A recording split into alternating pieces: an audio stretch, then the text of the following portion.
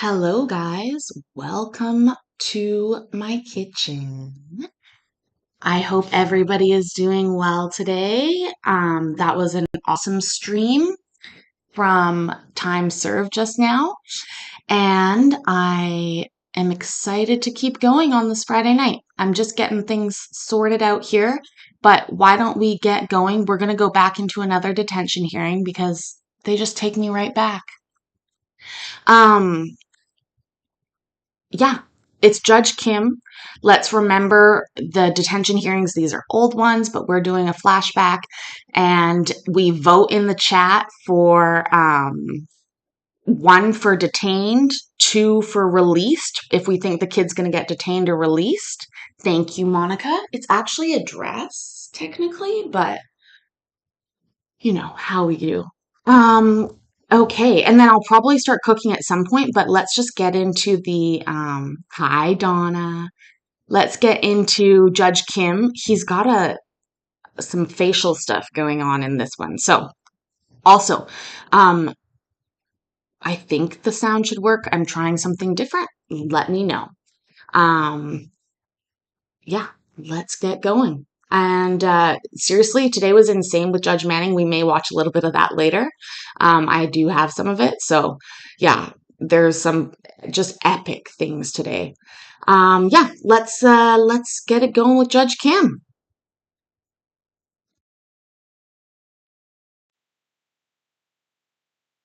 Oh, last thing. Tomorrow is my birthday, and I'm shamelessly asking you all to like and subscribe as gifts, please. And thank you. All right.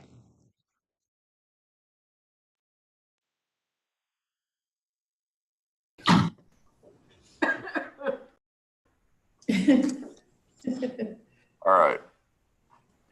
We'll go ahead and get started on this one.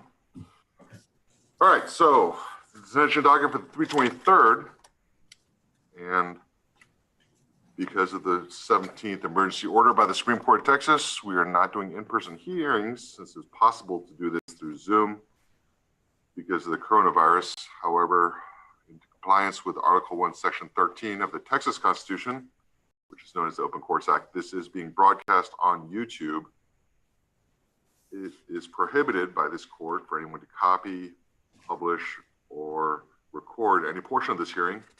Any violations of this order is punishable by contempt of court and is jailable. All right, so Mr. Barber.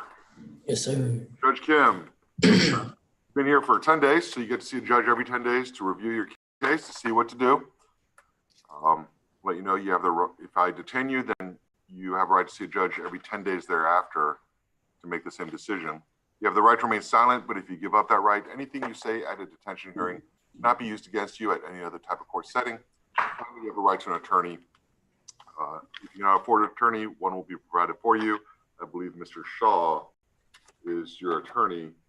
We're pending show cause. Do we have the written request for the parents, Ms. Turner Hill, for the attorney?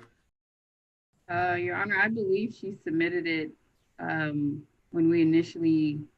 whenever he initially came in. I'll double check and then resubmit it if I need to.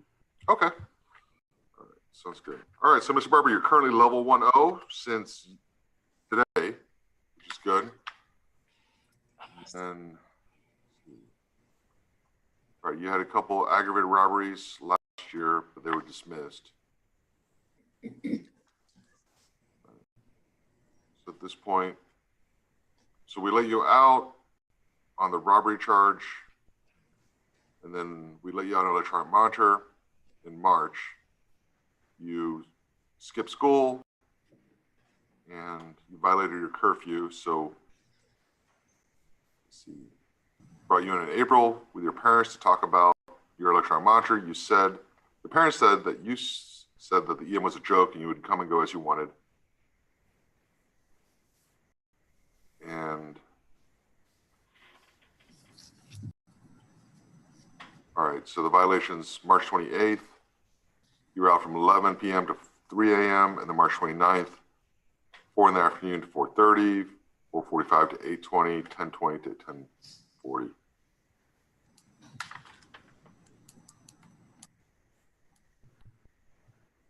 This just started trying to shoplift at Walmart, threatened to punch somebody. And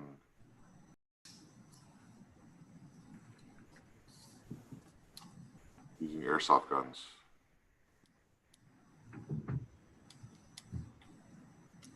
All right, so you've had 2 EM violations. Parents here? No, Your Honor, she works at a hospital, and so she can't be present. But if the court's willing to release him, then she can pick him up when she gets off this evening. All right. Mr. Barber? Yes, Your Honor. All right, so Mr. Shaw's here, right? Okay, there we are. All right, so Mr. Barber, I mean, I don't want to talk about what they're saying, the robbery or the Walmart or anything. I want to talk about your EM, okay? Yes, Your Honor. You understand, I'm giving you the option. When I release you I'm giving you the option of saying, I'll let you go home, sleep in your own bed, wear your own clothes, eat your own food, but you got to be where you're supposed to be. The other option is you can be at Kimbo, eat our food, sleep in our beds, wear our clothes, and you're going to be where you're supposed to be. You see how that works? Yes, Your Honor. All right. Do you have a preference on which one you'd rather do? Go home, sir. Okay, but you understand that if you're not where you're supposed to be, then you get taken away the privileges of eating your own food, your own clothes, and sleeping in your own bed. You understand that, right? Yes, Your Honor. All right. So you're level 1-0. You're showing me that you can do the right thing. I'm going to give you this chance. Over a month now. But you understand, if you violate this EM again, what do you think is going to happen? Are you going to stay here?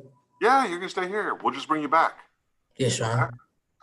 All right, so that's what you got to think about. Anytime you think about leaving the house, you just got to think about, hey, if I leave this house, then I have to go back and stay at Judge Kim's detention center. Do you understand what I'm saying? Yes, Your Honor. It's not worth it, is it? No, sir. All right. What about the weed? Do I have to worry about you smoking weed when you're out? No, sir. All right, because you know we're going to drug test you, right? Your Honor. Okay, so I'm going to go ahead and sign a release order for you.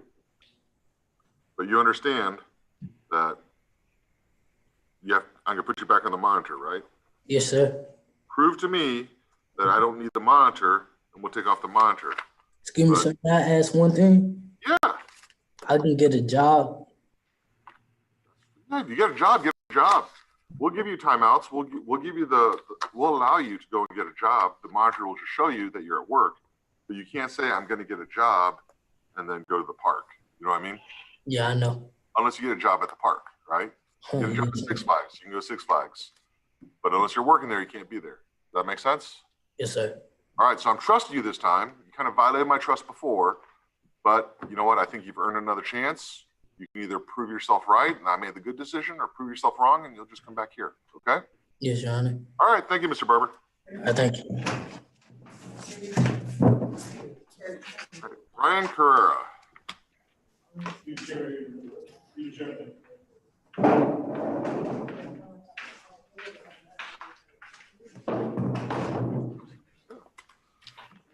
adjustment.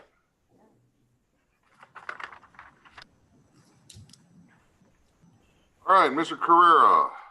Judge Kim, this is a detention hearing. You've been here for 10 days, so I'm reviewing your case to decide whether or not to release you or to keep you in custody.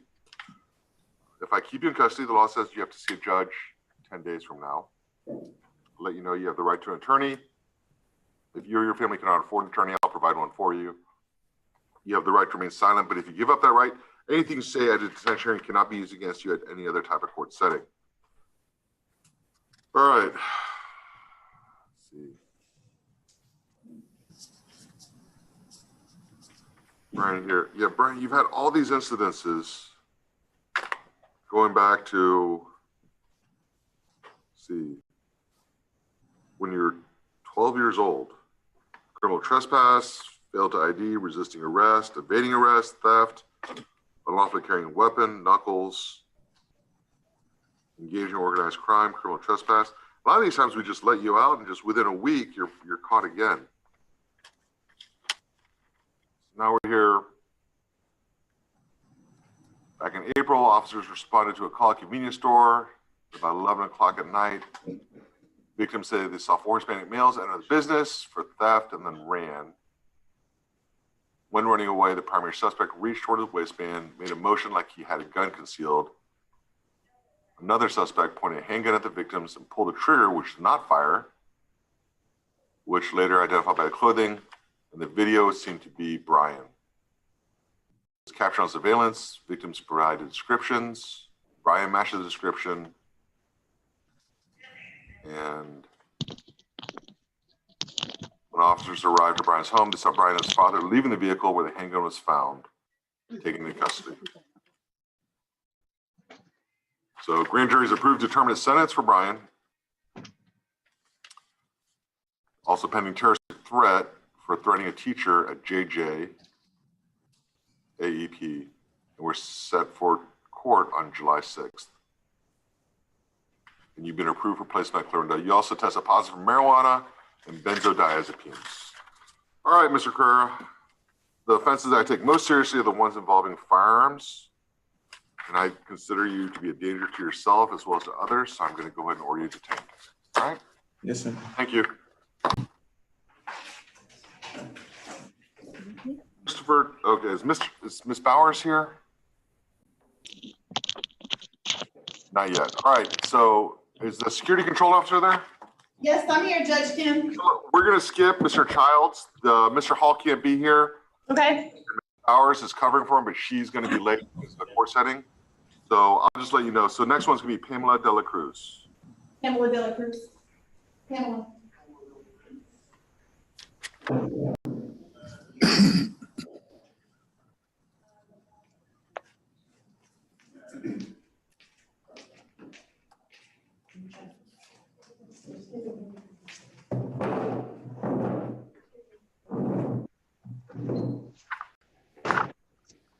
All right, Ms. Dela Cruz. Good morning. I'm Judge Kim. This is a detention hearing. The law says when a child is brought to our detention facility, you have to see a judge within 2 days, and I have to make a decision whether to keep you in custody or to release you. If I keep you in custody, the law says you have to see a judge every 10 business days to make the same decision. You have the right to remain silent, but if you give up that right, anything you say at a detention hearing cannot be used against you at any other court setting. Finally, you have a right to an attorney. If you or your family cannot afford an attorney, I will provide one for you.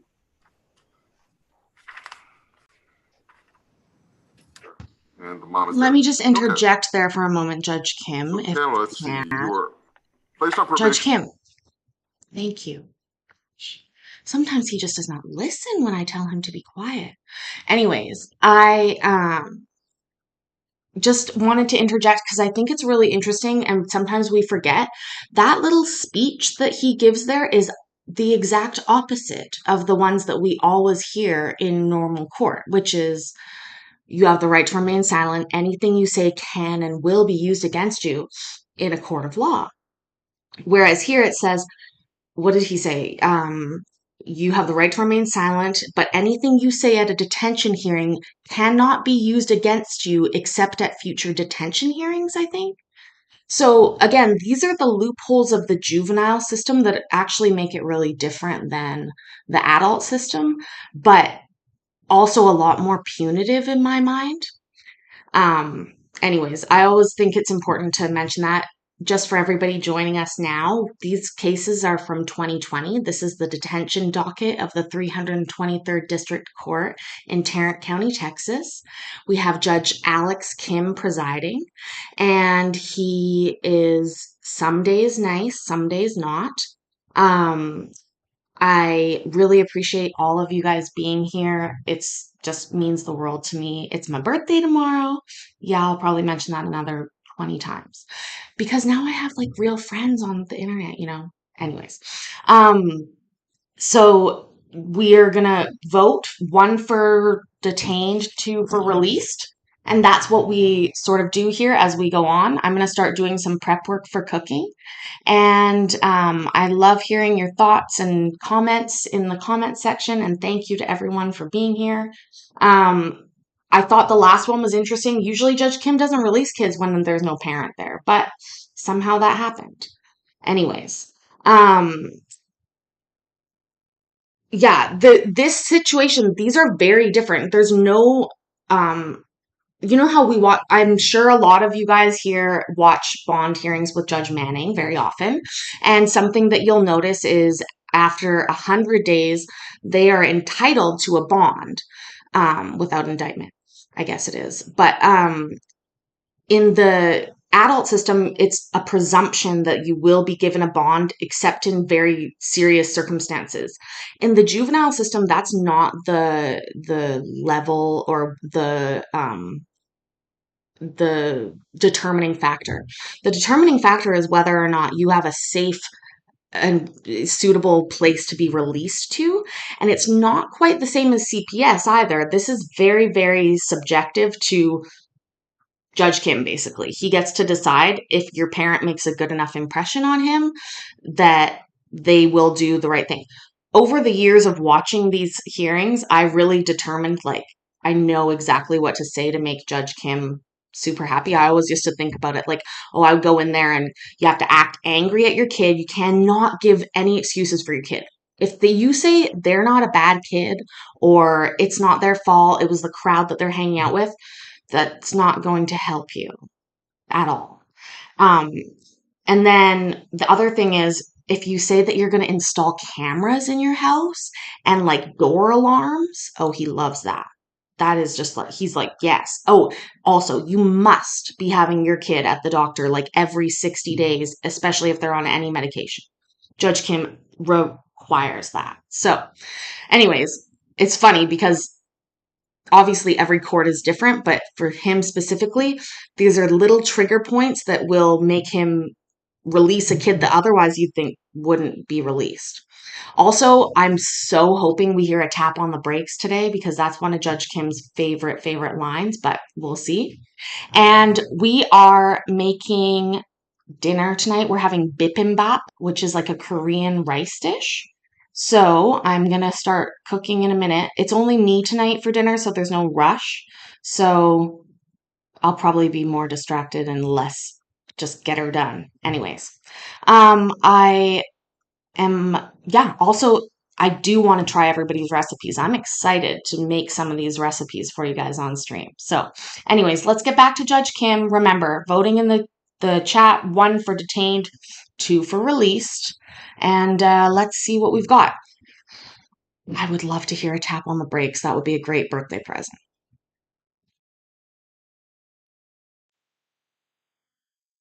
Last August for robbery. And let's see, back in 2018, so you were 14 years old, you had a theft, probably a shoplifting, and a fail to ID. All right, so yesterday, Arlington Police Department brought you in on a warrant for runaway, failure to participate in an administrative hearing and curfew violations. Mom called us, said you were home, so that's why we went to pick you up. And so, without incident, you tested positive for marijuana when you were brought in.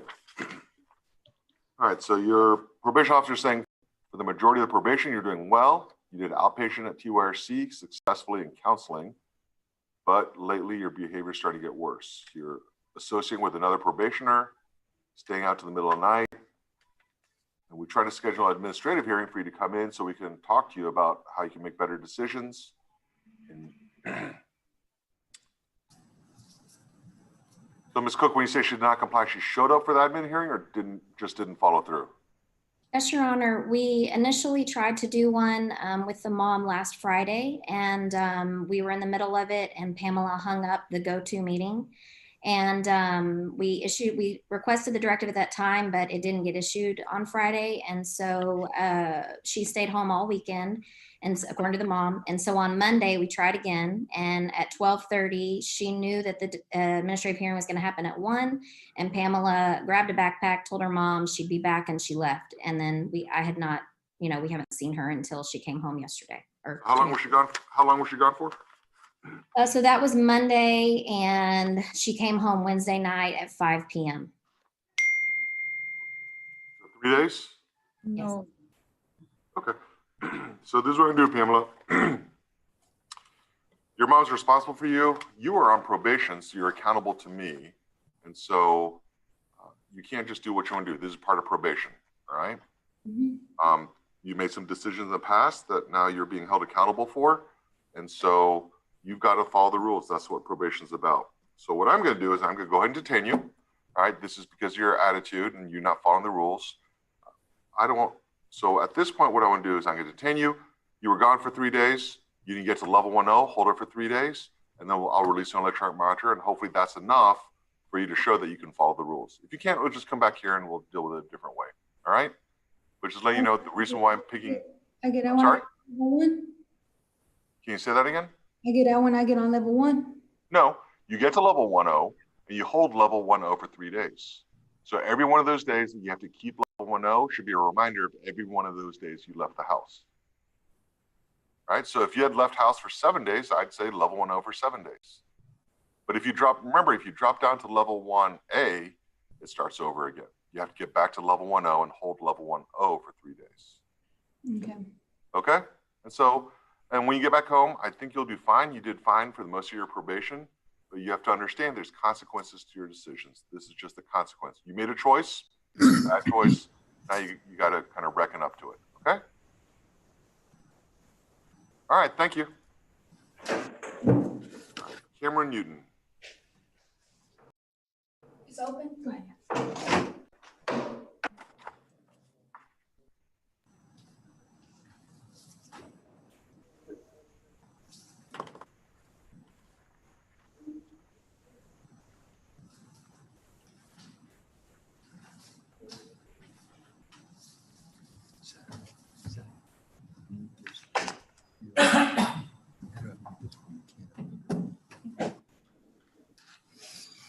Judge Kim, you want Newton next? Yes, please. Right. Is it muted now? No.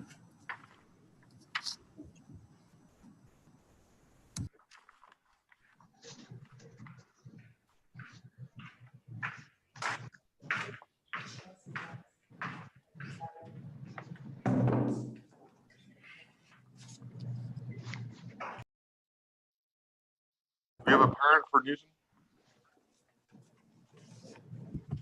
Yes, Your Honor. His grandmother is on. It says iPhone. Okay, all right, I see that now. All right, Miss Newton, or the grandmother.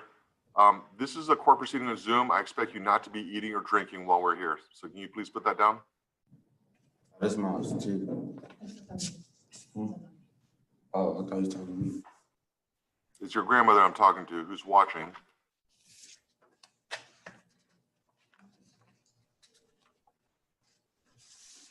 All right, so please do not be eating or drinking while this is going on. Is that fair? All right, thank you. All right, all right, Mr. Newton, this is a 10-day detention hearing. The purposes of the hearing. So, ma'am, you're chewing. All right, can you please spit out your food?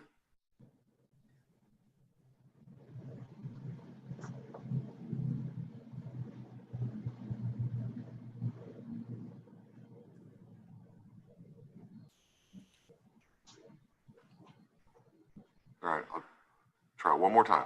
Mr. Newton, this is a detention hearing. The purpose.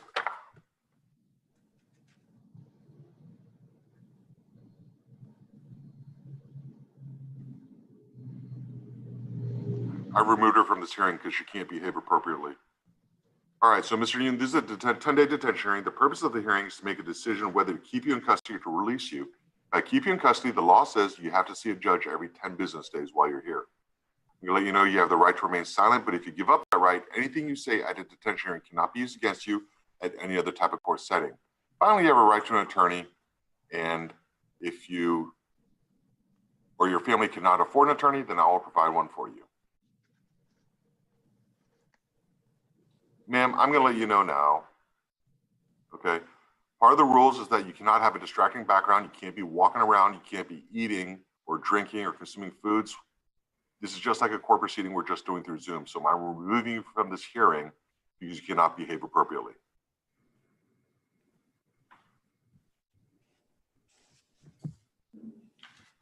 All right, so Mr. Newton, you're 16 years old, but at this point, Mr. Keenan, I'm sorry, I'm not upset at your client because of grandma. It's just who she is. But at this point, because grandma's unavailable to be appropriate in the courtroom, I'm appointing you in the dual role right now for this hearing as a guardian ad litem.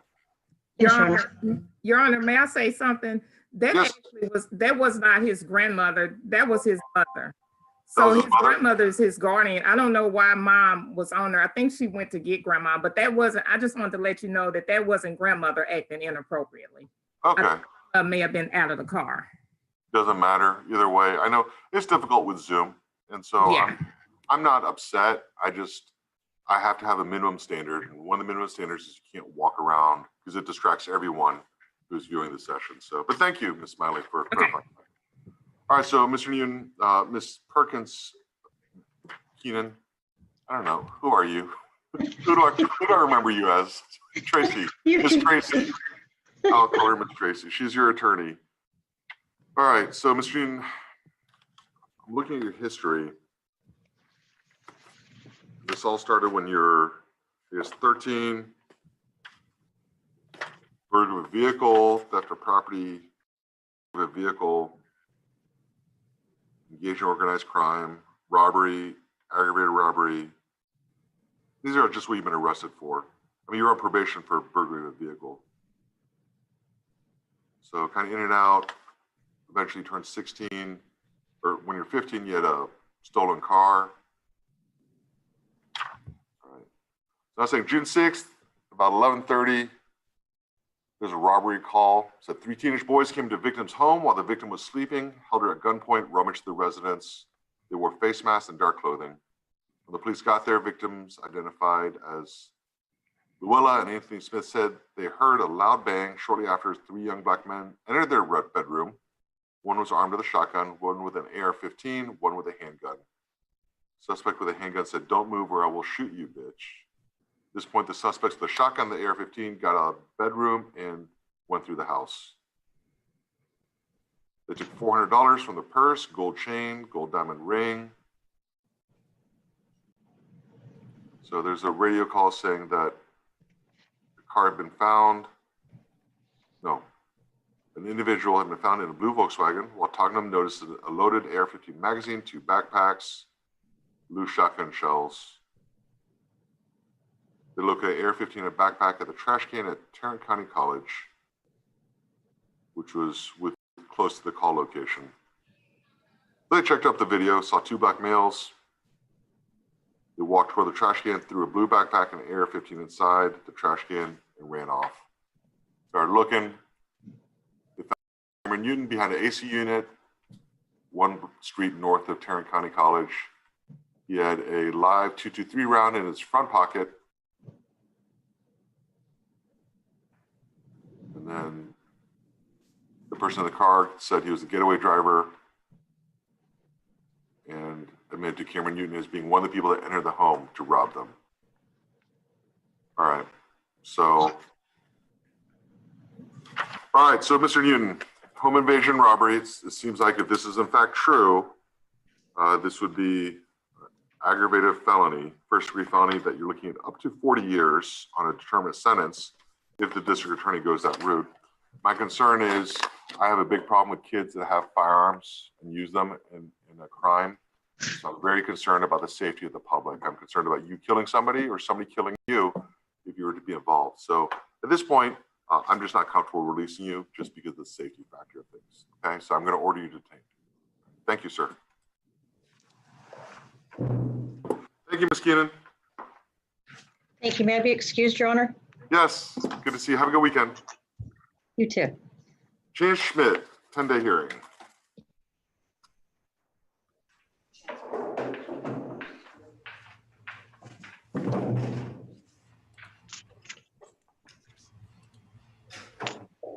Hi, Mr. Schmidt. Do we have a parent coming in for Mr. Schmidt? Your Honor, the mother is on Zoom. Believe it's under release. Is it Alice? Yes. Okay. Okay. Hello, Mom. All right, Mr. Schmidt. I'm Judge Kim. This is a 10-day detention hearing. You've been here for 10 days, and so I'm reviewing your case to make a decision whether to keep you in custody or to release you. If I keep you in custody, the law says you have to see a judge every 10 business days thereafter to make the same decision. I want to also let you know that you have the right to remain silent, but if you give up that right, anything you say at a detention hearing cannot be used against you at any other type of court setting. Finally, you have a right to an attorney. If you or your family cannot afford an attorney, I will provide one for you. Mr. Daniels is currently appointed as your attorney. All right, so Mr. Schmidt, you're 14 years old. brought you in. There's taking my drugs, but you were arrested for family violence in March. We let you out. You were brought back in June. Lately, it was you got your mom over the dishes and being at the neighbor's house. Argument escalated, and you got in each other's face. Stepdad saw you raise your fist like you hit your mom, so he intervened.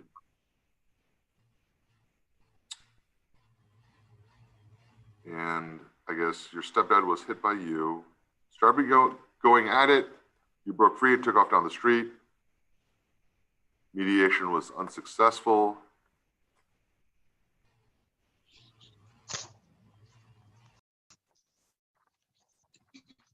Okay, so we released, oh, this is the first instance. Released you to your mom at detention hearing.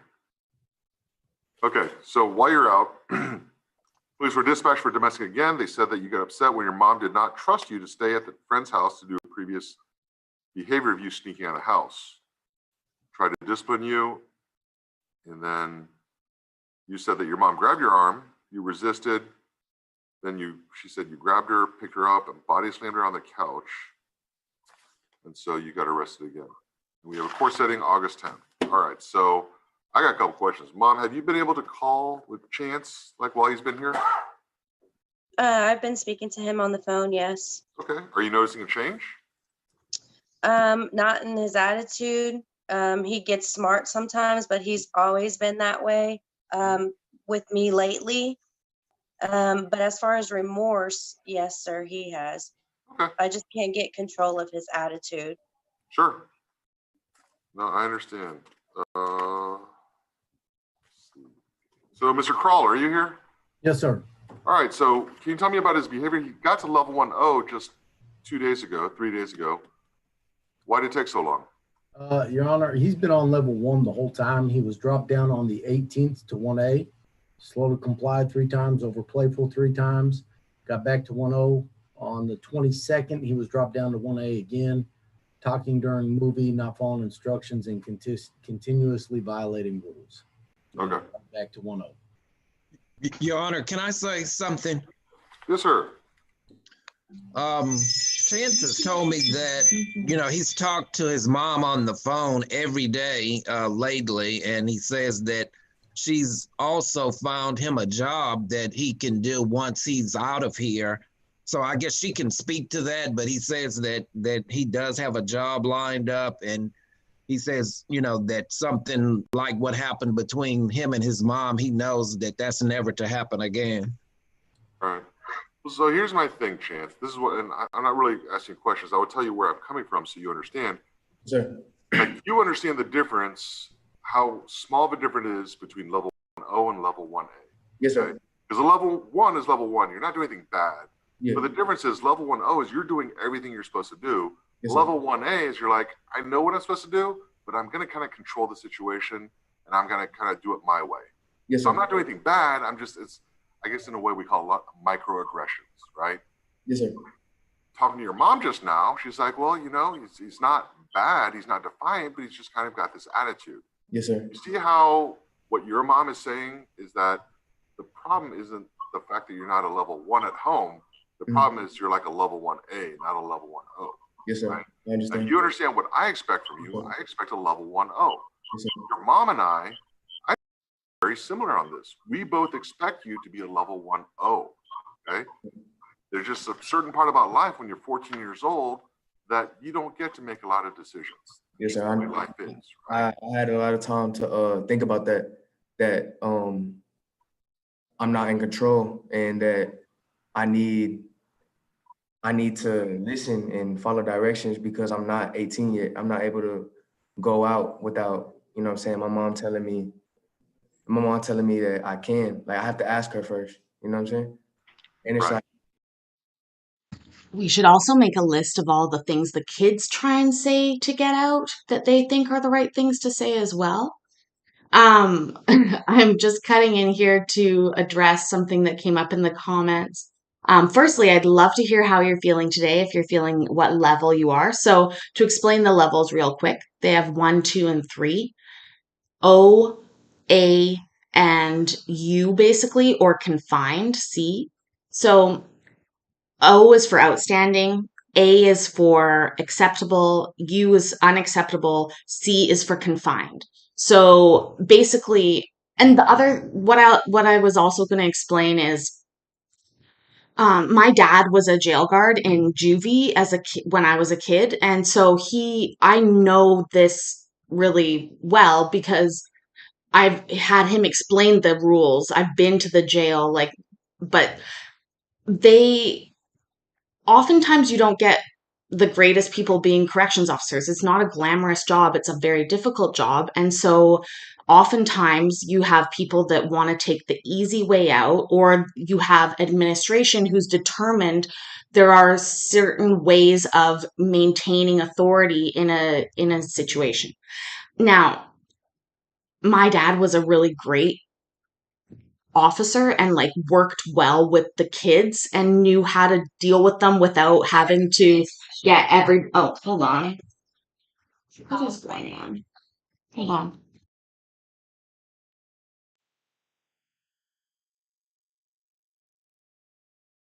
When lives just start. Anyways, so my dad knew how to, work with kids and just sort of get them to do what he needed them to do. But bad or, guards that are lazier just enforce the rules really strictly. And some of those rules are like, you can't play with somebody else. You can't look at certain people.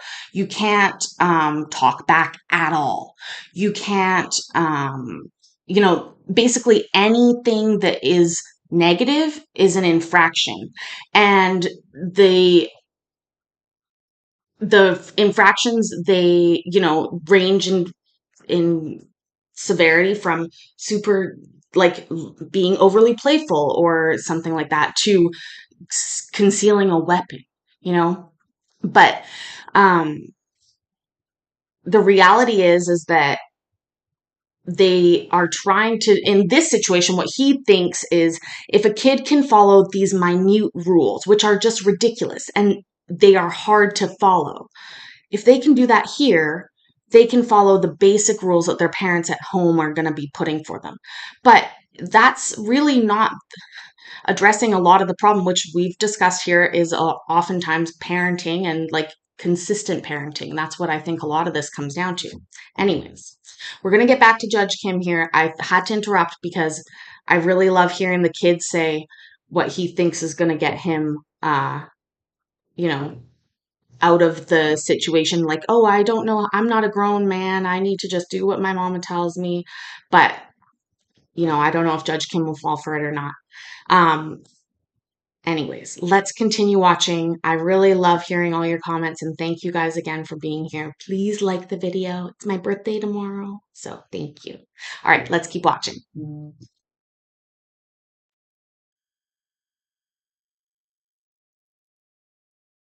And yeah, I had a lot of time to think about that, Your Honor. Okay, so I need to feel better about this. Mom, my question for you is, are we at the point now where do you think Chance is at that stage where we can try and give him the chance to prove himself? Because you know what? If you just call Mr. Call and say, Chance is still acting up, he's sneaking out, he's giving me attitude, we can just bring him back, right? We don't have to wait for the next violent incident. You understand? Yes, sir. I did not know that. Okay, yeah, no, you and I are working together. Chance cannot win this game, all right? We're on one team, he's on the other team, and we're going to do what we can to make sure Chance makes better decisions, okay? Okay. I have no problem if he's giving you the attitude at home to bring him back in here for an attitude adjustment. Okay. And I can bring him in every other day, every weekend, or ideally Chance learns from this and he just stays at home because he's actually being a good kid, okay? Yes, sir. So that being said, because you know your son better than anybody else does, do you think Chance is at the point now where he deserves a chance to prove himself that he can do better? Because he's proven it here because he's level 1-0. I know that he can do it, okay? The question is, will he do it? There's only so much I can do here at detention because the real test is at home. I can only prepare him for being at home. Yes, What sir. do you think? And I just want your opinion because this is 2 within 3 months. Like I have very little tolerance for Chance right now. In talking to him, do you think he's at the point where he needs the opportunity to prove to you that he can? Or do you think he needs, because I'll be honest, at this point, if he's level 1.0 and he holds it for several days, he's proven to me that we can do pretty much all we can do at this point on this day. So we're not talking about a long-term thing. We're only talking about a couple more days. Yes, sir. Yes, I believe that I'm able to give Chance another chance at home, but this will be the last one. Well, okay, so remember, I can't tell you what to do as a parent, and you can't tell me what to do as a judge, okay? Right, yes, sir. So we're working together, okay? Yes, so this may it may be the last time. It may not be the last time. There's different alternatives that we have, but I don't want to stick you in a box as a parent, and I don't want you to stick me in a box as a judge. Does that make sense? Mm-hmm. So, but we're gonna work together on this one, okay? Okay. Really like the way you parent. I like the way you love your child. And let's be honest, Chance doesn't stand a chance against the both of us working together, okay? Okay. Like we're a team that, yeah, we're gonna win this one.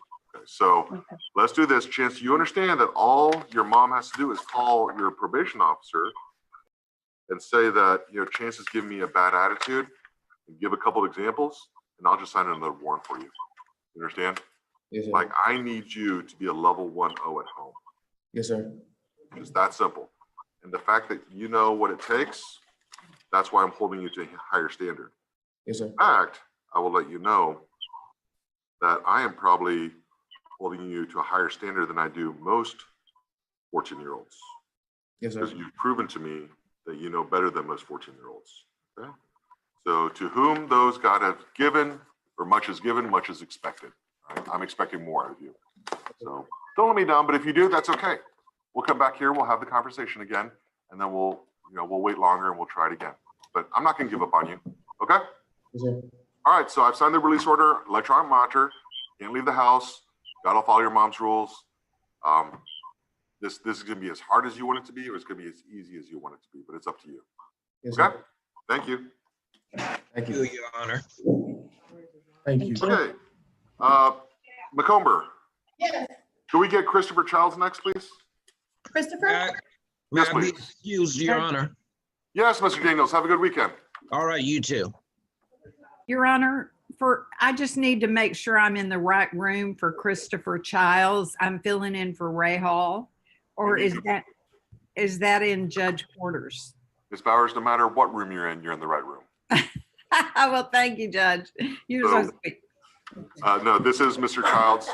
He was earlier, but we kind of we set him aside until you showed up. I know you had a conflict with another court. I did, but thank you. I just wanted you to know I'm here. Okay, I'll unmute. I'll mute. Okay. Oh, no, don't mute. This is Mr. Childs. This is yours. Okay, great, wonderful. All right, Mr. Childs, this is a detention hearing. The purpose of this hearing is to make a decision whether to keep you in custody or to release you. If I keep you in custody, the law says you have to see a judge every 10 days to make the same decision, and this is a 10-day hearing. You have the right to remain silent, but if you give up that right, anything you say at a detention hearing cannot be used against you at any other type of court setting. Finally, you have a right to an attorney. If you or your family cannot afford an attorney, I will provide one for you.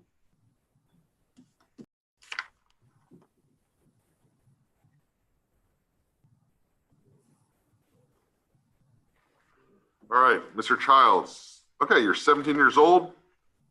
Let's see. You are...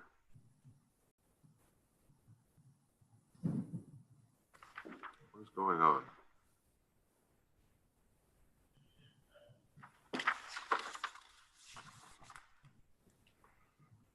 So we were supervising on DPP for Ellis County.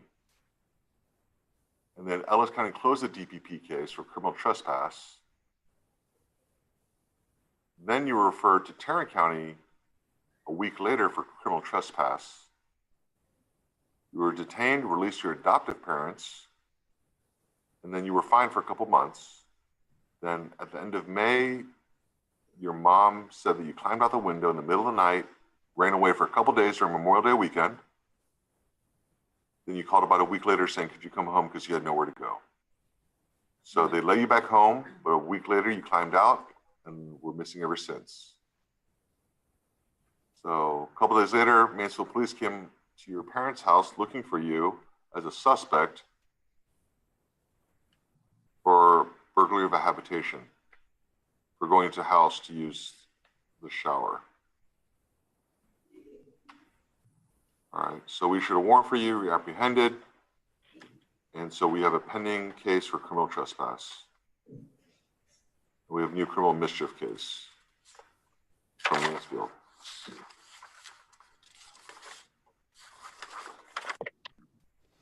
Adoptive parents here? Sir. Yeah. Mr. Jackson, are the parents here? Oh, there he is. Yes, I think Mr. Childs is here. Yes, I'm here. And when you came in, you were positive for weed. All right. So you're the adoptive parent, sir? Yes, I am. All right. Just tell me, father to father, what are we doing?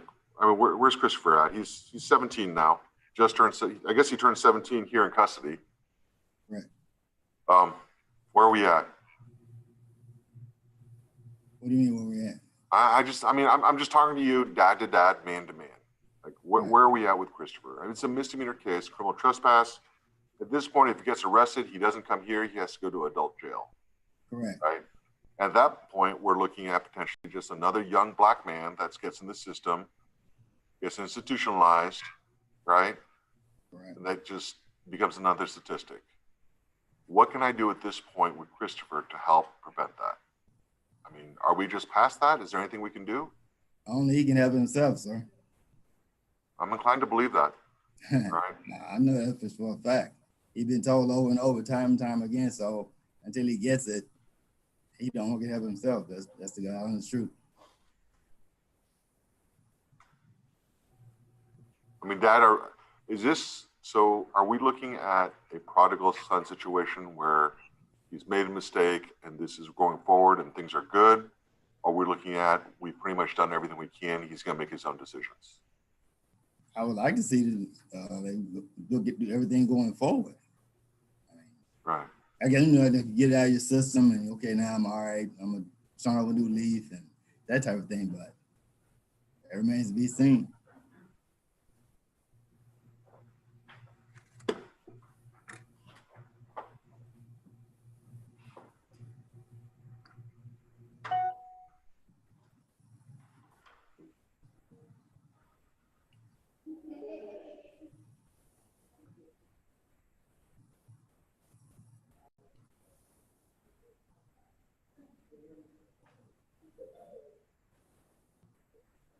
Christopher, your thoughts?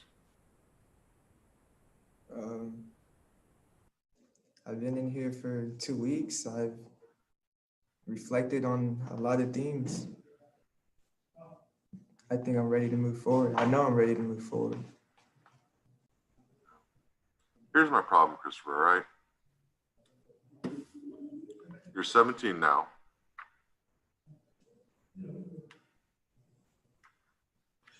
You understand what happens next time if you're arrested? I go to county, I don't come here. Yeah, you go to county. And we go to county, what's probably gonna happen is if you're there and nobody bonds you out, right? Then what happens is you'll wait for the next jail run, which means they gather up all the people that have these misdemeanors who have been sitting in for a while, and your lawyer, appointed lawyer, will come back there to the holdover behind the courtroom and say, hey, look, if you sign this paper, you get out now. You don't have to do probation, you're just done. You get credit for time served. You want to get out because you don't want to wait another 3 or 4 months, or because of the coronavirus, wait another 6 months to have a trial. You don't want to go and get probation where you have a year or 2 years of paying $60 a month. You can't have a job because you have to report once a day. You have UAs because you have a history of drug use with marijuana. You've got classes, you got all this other stuff. And then any restitution, it's like a criminal mischief. And you may or may not make it through probation. So you go back, you get placed in jail, waiting a month or so. You lose your job, lose your apartment if you have one. You end up pleading guilty just to get out, to get on with your life.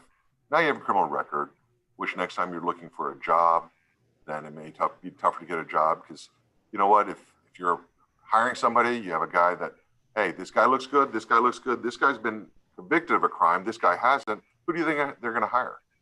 The guy that's clean. Right. And so, of course, it's harder for you to find a job, which means you're taking lower quality jobs, not making as much, which makes it harder to live in a better place, to afford better things, have a better car or a car that works. God forbid you end up with a felony, because even as a small felony, because, you know, small felony, what happens is now you're trying to rent an apartment when you're a felon.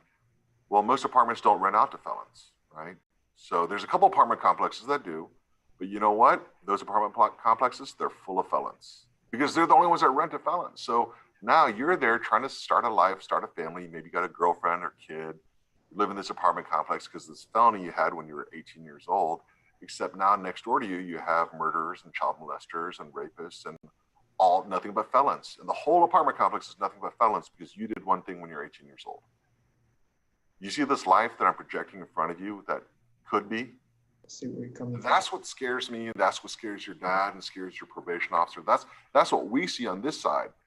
When I was 17 years old, I didn't see this, man. Like, I have no idea this happened, right? On this side, I see it happening all the time. That's why I'm concerned, man. I don't care. I'll be honest. I don't really care about a criminal trespass where you go into a house to take a shower because you've been a runaway. That doesn't keep me up at night. What keeps me up at night is, for some reason, Christopher Childs thought it was okay to run away from home, go back, run away from home again, then think, rather than just going home to a dad who loves me, to think, I'm going to break into somebody's house. Because that's a better decision than just swallowing my pride and telling my dad, Dad, I'm sorry, I love you, but I'm back. Can I come back home? Because you could have made that choice. You had a good choice and a bad choice, and you picked the bad choice, right? See where I'm going with this? And that one bad choice, now remember, if you break it, even if nobody was there, the fact that it was a house, had running water, qualifies as a habitation under the law. So you're looking at a second-degree felony. So instead of a criminal trespass, the police could be charging you with 2 to 20 years in prison as an adult. Remember what I talked about? You could be facing a felony, that you can only live in an apartment complex with other felons. This is the kind of thing that could make you a felon. Even though all you wanted was a shower, by the law in Texas, this could have made you a felon. See where I'm going with this? Yes, sir. All right. Good decisions come from experience. Experience comes from bad decisions. All right. So at this point, I don't think you're a danger to yourself. I don't think you're a danger to the community. I'm not sure what I can do for you other than the talk I just gave you to hopefully make you realize your decisions have a lot bigger consequences than you think they do. All right. My best piece of advice for you, Mr. Childs, a lot of people in this world have given up on you along the way. Okay? I know you've had a tough life, but there's one person who will stand by you thick and thin and will always be there for you no matter what. No matter what good decisions you make, no matter what bad decisions you make, he'll be there. He's right there behind those letters that say parents' courtroom. Okay? Don't forget that. Okay? I won't always be here for you. Mr. Jackson won't always be here. No, your dad's always going to be there for you. Okay? Don't be afraid to ask for help. It doesn't mean you're less of a man because you ask for help. Sometimes it actually means you're a better man because you know it was time to ask for help. All right? All right. So I've already signed your release order. I probably won't see you again because if you get arrested, you'll go downtown to the county. Okay? Yes, sir. All right. Thank you, sir. Thank you, Your Honor. Thank you, Judge. Thank you. May I be excused? Yes, Ms. Bowers. Have a good weekend. You too, Judge. See you later. See you later. Bye-bye. Uwagu. You think that talk makes a difference?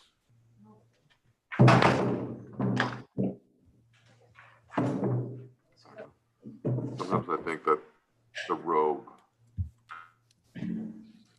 message go a little deeper. I hope. It would have when I was 17. Yeah.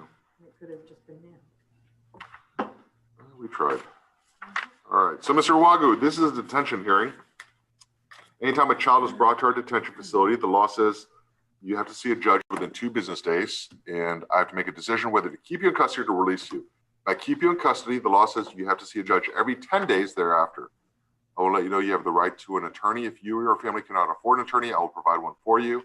I'll let you know you have a right to remain silent, but if you give up that right, anything you say at a detention hearing cannot be used against you at any other type of court setting. All right, Ms. Uwagu, you are 16 years old. You have been here before last year when you're a runaway and assault family violence, which you got DPP for, deferred prosecution. You came in this time, we give you a drug test, you're negative. See, on yesterday, we issued, police brought you in because we issued a warrant for you. Back on April 19th, we got a text from the father saying that you ran away. On April 20th, got a call from dad saying that he found out you purchased a ticket on a Greyhound bus with his debit card. He filed a police report about the stolen card. And then there was a petition filed, you were transported here. You're negative marijuana. See, we put you in family partnership program back in January, but you've had problems, you struggled. You admitted to smoking weed, you have a history of running away, hang out with negative peers.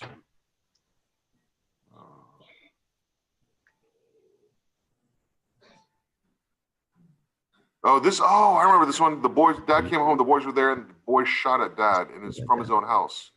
Yeah. That's why I put it there. Yeah.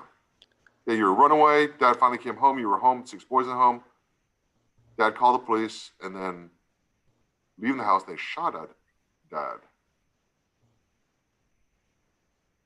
And then you had said that you didn't want to live with your dad. You made allegations of abuse against your dad. All right, so what happened with the CPS investigation, Mr. Wagu? Nothing. Nothing. All right. Nothing. They know she's lying. She's just trying to get away from trouble. I understand, but you understand I have to ask, right? Okay. Okay, so, all right. So I got a question. Where was the Greyhound bus ticket for? Where was she going? I don't know. It seems as if she was going to Minnesota. Your Honor, I am asking anything you have in your toolbox to correct this. Please do it. She hasn't changed a bit since the last time she was there. Instead, she got worse. In fact, anytime I tell her about running away, she will tell me, well, they told me in the juvenile edition that running away is not a crime. So anything you can do, Your Honor, please. Okay. So has she ever seen a mental health doctor before? Your Honor, I paid. I'm a working stiff. I don't have money, but I still paid for her to see a counselor. It didn't work. She's been seeing a government appointed counselor. It didn't work. She just wants to be on the street. Anything you can do, please, Your Honor. I am begging. She's a flight risk any day, anytime. Okay, so you feel like if I released her to you, she would run away again? Oh, yeah. We've been looking for her for 2 months now. Okay. She's been out there for 2 months. All right. And I don't even know. That's another reason. I still don't know whether she was living with a man in the house at 16 or not.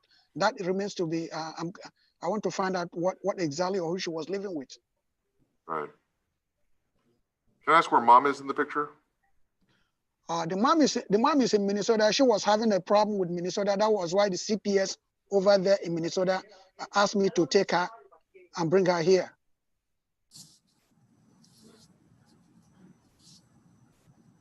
She was actually, I brought her here at the instruction of CPS over there. Not a good sign. She's already involved in the system. No wonder she's having a hard time. And please, if you can put her in actual probation and take her off of the family decision that she's in, she needs to be in probation. And whenever she's discharged, I want her on ankle monitor. Right. Well, those are our decisions, not yours. Okay. Oh, thank you, sir. Thank you, sir. All right, not a problem. Okay, so this is what I'm going to do is, Luce, I'm going to go ahead and detain you. I believe your dad. I believe that if I let you go, you're just going to run away again. I believe that you want to run the show. I believe that you honestly believe you know better than anybody else around you. So I feel like I know I would run away again because I don't feel safe in the house. I'm not the type of kid that will lie about somebody putting their hands on him. That's like a serious allegation. I wouldn't lie about something like that. I know if you were to release me to my dad, I could tell you myself that I probably would run away because I don't feel safe. Okay. So, I mean, that's one more indication that one of the factors I have to consider is whether you would return to court or not if I was to let you go, and it seems like you would not return to court. So I'm going to go ahead and detain you. I'm also ordering a psychiatric evaluation, all right? Seems like you've never had one before, so we'll go ahead and do that. Those doctors come, I believe Wednesdays is when the doctor shows up for that. So you'll see the doctor next Wednesday. I need you to participate. If you don't participate with the doctor, we can't get a good diagnosis, which would then mean that we'd have to wait until you participate before we would even let you go. Okay? All right. Thank you very much. Thank you, sir. Thank you, Judge. All right. Next, we have Rodney. Oh, no. He's 11. Oh, we have under 14s. All right. So,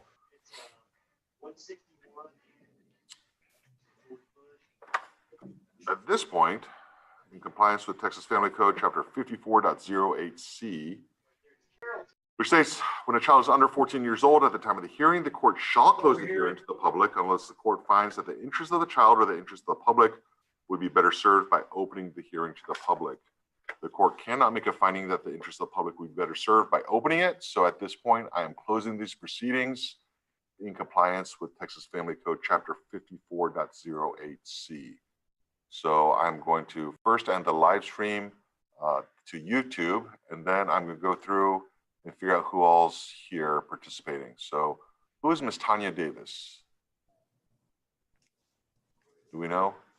Yes, I am. She's a parent, Judge. She is a parent, okay. She's a parent to whom? Kira Watts. I'm going to Okay, queue to up the Wyatt, next all right? episode for And us, guys. Burrell, that's Stacy, right? Thanks. SL. Okay, probation, PO. Who is CF? Okay. Can somebody admit CF? Okay, Mr. Owagu, this is now, it's a closed hearing, so I'm going to go ahead and remove you from these court proceedings, okay? Hope you have a good weekend. CF is gone. All right, so I guess the person in the probation officer for the parents' courtroom, the grandfather for Mr. Moore is here, I'm assuming?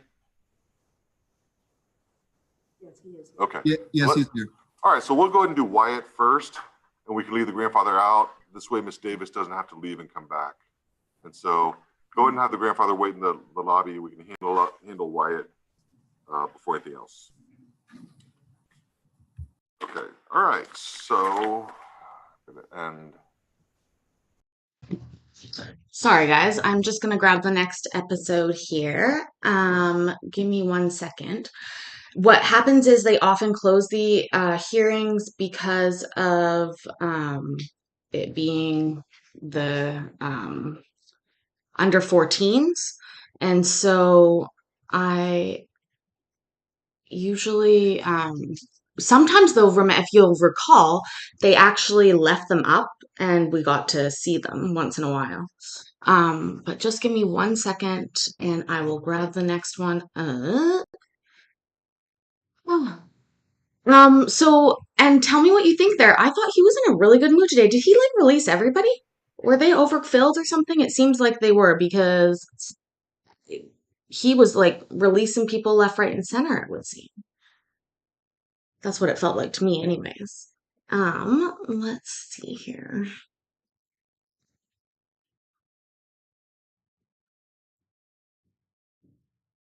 That speech he gave also made me feel bad for all the bad things I've ever done. Didn't it make you guys feel bad too? Is this the right one? I hope so. Otherwise, we might have to just go straight to Manny. No, I think this is it. And I know that oftentimes people like skip the beginnings or like edit it out. And you probably won't find me doing that very often because part of the court that I love so much is the minutia of the back administration of it and hearing the back and forth. And that's part of what I really like about it anyway. So you won't often find me skipping around, but let's see if I got the right date. Also, so far, I've made the sauce for our dinner. This is the bibimbap or bibimbap sauce, and it's really delicious. It's made with a fermented chili paste. I've also got my green onions, which are pickling right now, to go on top of the rice and vegetables that I'll be cutting up shortly. I've decided I'm going to go meat-free tonight, just veggies, so we don't need to cook any beef. And pretty hopeful that this is the right one. He has like intermingled in with his detention hearings is like regular hearings that aren't quite as interesting, but I think I've got the right one here. So let's see. Oh,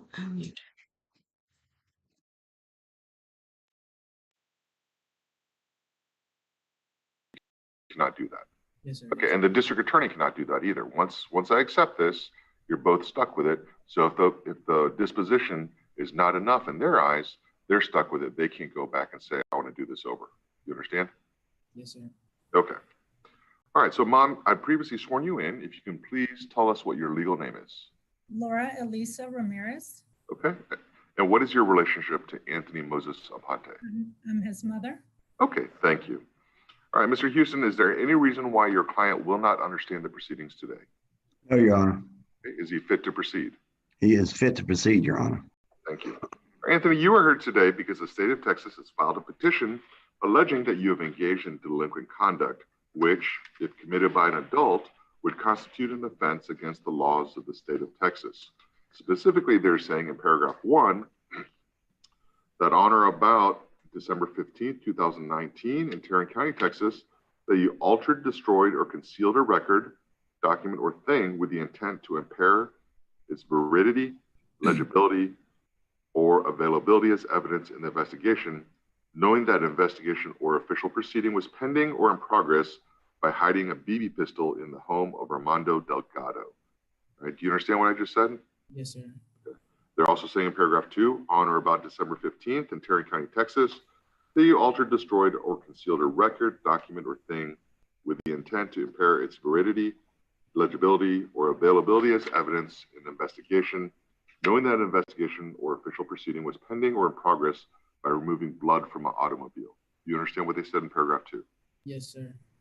They're also saying in paragraph 3, on or about December 15th, 2019 in Tarrant County, Texas, that you altered, destroyed, or concealed a record, document, or thing with the intent to impair its verity, legibility, or availability as evidence in the investigation, knowing that investigation or official proceeding was pending or in progress by concealing a firearm in your residence. You understand what they're saying there? Yes, sir. Okay. All right, state waive opening? State waives opening. Exhibits from the state for adjudication. One for adjudication, Judge. All right, thank you. All right, respondent, any exhibits or witnesses for adjudication? No, Your Honor. All right, so Mr. Aponte, what I have here is a document that says stipulation of evidence, judicial confession, and disposition agreement. I know there's no disposition agreement, but that's what it's titled. You see this document that I have? Okay, do you recognize this document? I can't really see it, but Okay, if you want to go ahead and do speaker view. yes, sir. I saw that. You recognize it? Okay. Did you go over this document with your attorney? Yes, sir. Up here in the top left, there's a signature line. You recognize that signature? Yes, sir. Is that your signature? Yes, sir. Did you sign this? Yes, sir. Did anybody force you to sign this? No, sir. Did anybody induce you to sign this? That means, did anybody offer you in kind of cash money to sign this? No, sir. Okay. Did you sign this freely and voluntarily? Yes, sir. What does the word voluntary mean to you? You're doing it just because you want to. Okay, you did it because you want. And so you wanted to sign this, is that correct? Is that correct? Yes, sir. Okay.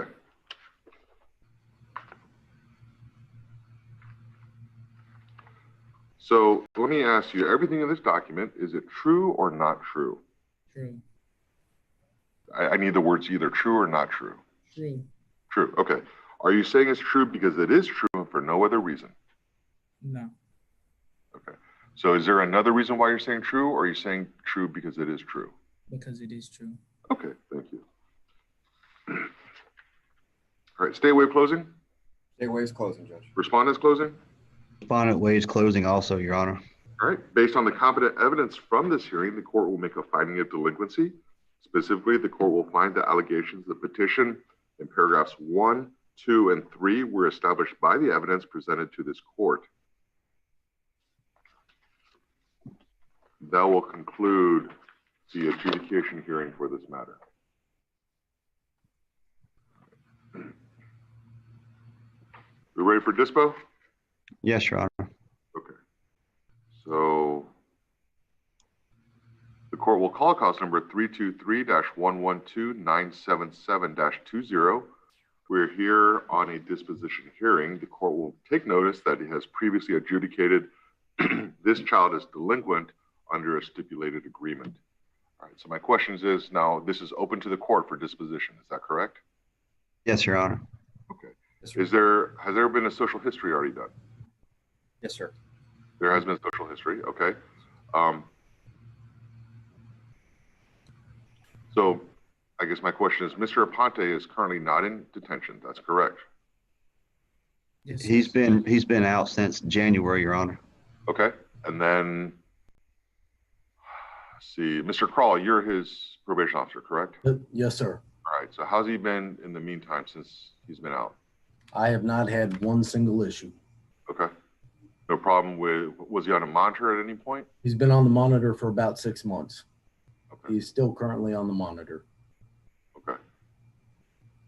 I've had great communication with the family. The mother via email has kept a record, contacted me daily with appointments, needs. There has not been one issue with the EM or anything else. Negative peer associations? Not that I'm aware of, hasn't left the house. Okay. Any reason to do a detention hearing today? No, sir.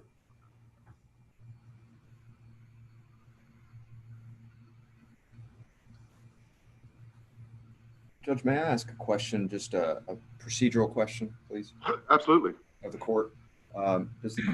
Is the court required to make a finding on the record that he is a child in need of rehabilitation or protection of the public requires disposition, or is the stipulation that he signed good enough for us to proceed?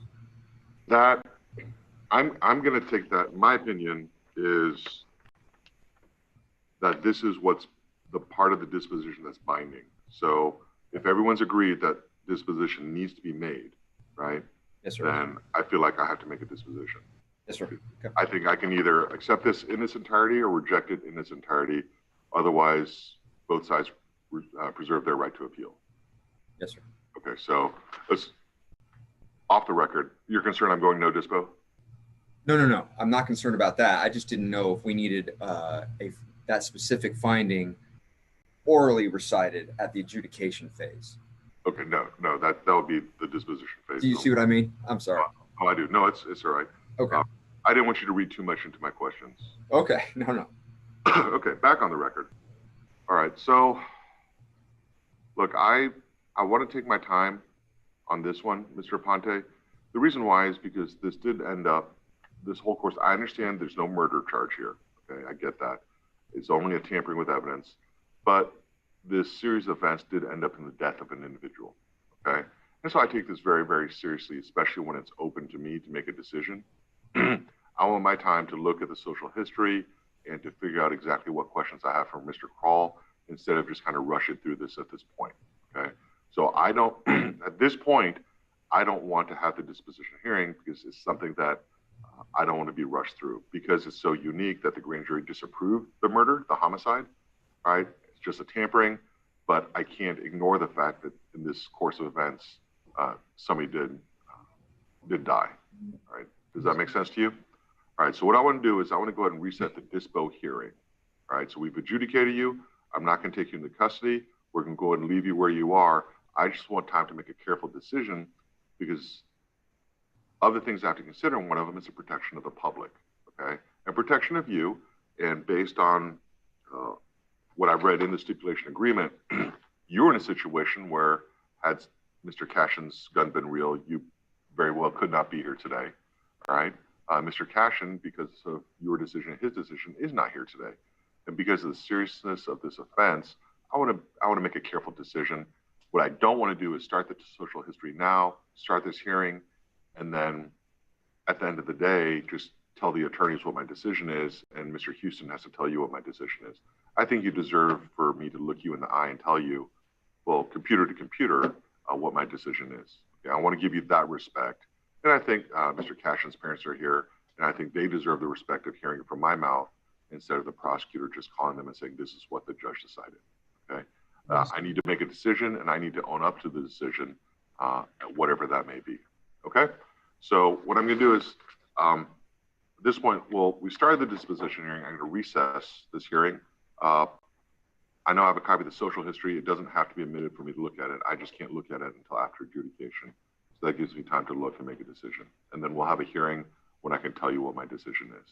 Okay? Judge, you don't need me to admit that or request that it be admitted yet, do you? No, sir. I'm allowed to get it outside of evidence through the Juvenile Probation Department. I just am not allowed to see it prior to adjudication. That's why we traditionally admit it as an exhibit, because we do adjudication and dispo on the same day. Other counties that bifurcate the adjudication dispo hearings, the court gets a copy of the social history before dispo, after adjudication. Okay? All right, is there, do you have any questions for me, Mr. Aponte or Mom? Okay. Sounds like from Mr. Call, you're doing. Okay, so just so again, this is something that is different about the juvenile system, but also something I think many of us will know now that is true about the court system that we may not have realized before, but agreements happen all the time. Judges are always advocating for lawyers to talk and come to a resolution. We hear that constantly, not only in civil cases, but in criminal cases. And when they have something like what was just done here, that's a stipulation of fact. So both sides have like agreed upon the facts that they gave to the judge there. The judge is making a disposition, so like deciding that that child has engaged in delinquent conduct that if he was an adult would constitute like a serious felony. And then he now is asking for a social study, which apparently has already been done, but he was unable to actually see until the child was adjudicated to be delinquent. Now that that's happened, he is able to view that social study, and he's going to review that before he imposes the sentence on this kid. It looks like this kid was involved in hiding evidence after the fact of somebody dying, and cleaning out a car. And as Judge Kim will often state, Texas has something called the law of parties, which means that if you are involved in any part of the crime, I believe you can be charged with the main crime. So even if you were just in the getaway car, but somebody was killed, you could also be charged with murder in Texas. We'll hear Judge Kim talk about that, I think, in future ones. But anyways, there's going to be a detention hearing coming up, but this is something separate called a disposition hearing. So, yeah. Also, I'm not crying at all from cutting these onions, but I definitely have to wash my hands now. Okay. Doing well. Keep on doing what you're doing. Mr. Houston, Mr. Boneberg, do you have any questions for me? No, sir. Okay. One of the petitioner's exhibits, Judge, was the victim court report. That's also there with the court reporter. Just asked that she maintain custody of it until the resuming of the hearing. Right, that one I think would be an exhibit, so I'm not going to look at that. But the social history, most counties, they just file the social history into the jacket. Do I need to come pick that up from her, or can I leave it with her? Either way. Kelly, the court reporter shrugged her shoulders. What would you prefer? Okay, I'll come get it from her. Okay. All right. That's probably better for her. Okay. All right. So we're in recess now, and then we'll reschedule this. I'm thinking within a week. I mean, next week sometime. It shouldn't be that long. Your Honor, I'm sorry. On that note, I am out all next week. We'll do the week after. The week after would be great. If we can do it later in the week after, that'd be great, because I think I'm out those first few days too. Okay. Now, will there be an allocution? I do want to ask that. Yes, I believe a very short one, but yes. Okay. We can do that. All right. Cashins, I know you're here watching it from your home. Do you understand what's going on?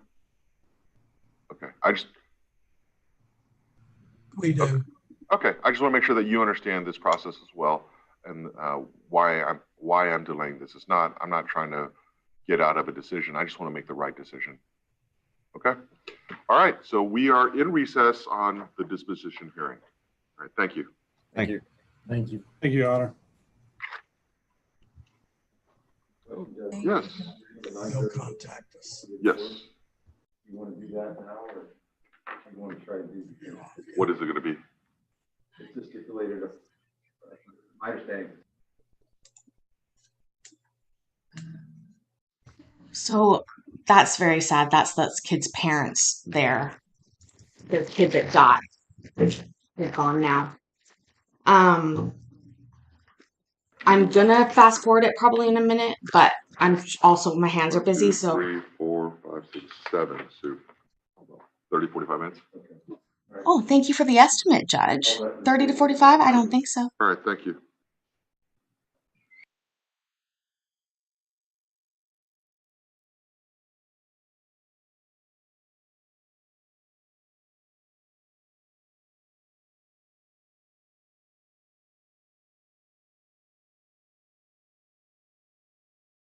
So, people ask why Judge Kim's not on YouTube anymore. And I think there's a few things about that. I think that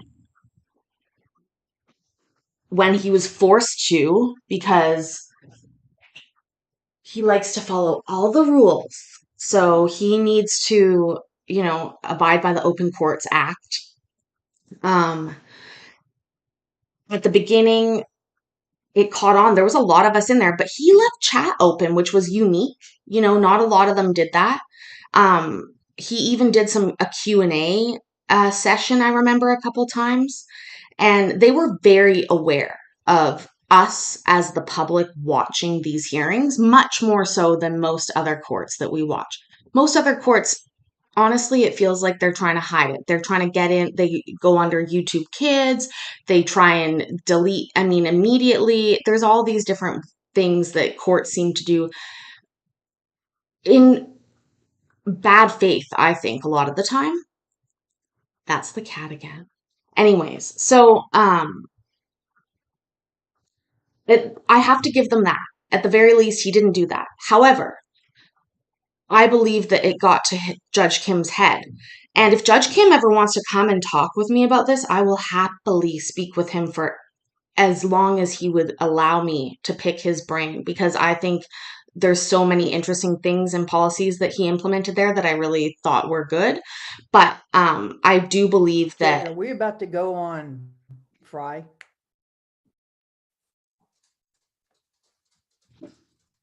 I do believe that it went to his head a little bit. And then backlash in traditional media started, and that sometimes hurts people and their feelings. And also, he's an elected official, and so he also had to run for re-election. So again, while we're very popular and may have liked him and the YouTube community might locally, that's a harder message to get out. And so the value of his YouTube persona may not have seemed as good as I actually think it could have. He had a great platform here to talk to kids. Seriously, you want to talk about scared straight? Show this in certain schools.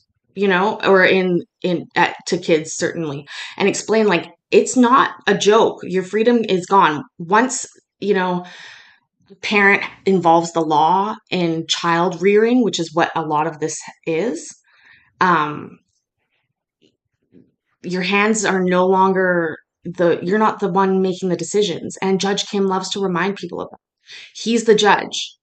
He's the one with the last say. Judge Middleton has in the past left chat on at the beginning of his day. He also doesn't shy away. There are people that he doesn't shy away from it because I believe wholeheartedly that Judge Middleton is the same with the camera on and with the camera off. And I think that Judge Kim is probably the same, very close with the camera on and with the camera off. However, a lot of other judges, you have to realize, have been ruling their very small courtrooms, right? It's just the people that are there in person who know how they rule. And that's actually a very small circle. It's lawyers and defendants who are in a bad position, and then not very many public people. So when they went online and people were seeing how they were ruling, I think it really put a lot of them under a bad light. Some people really rose to the occasion, like we see Judge Manning. I think Judge Kim too, but I really do think. Good morning. Good morning. Can you hear me? Can you hear me? He can't. He can't. Okay, I can hear you. I just want to test my audio. I just want to test mine. Can you hear me? I can hear you just fine. Oh, we can all hear you. Too. All right, good. I just want to have it tested. Thank you. Thank you. Also, hi guys. Hi, Credence and Bishop. Thank you for being here. And everybody, thank you so much. Okay, I'm going to too much take all these things.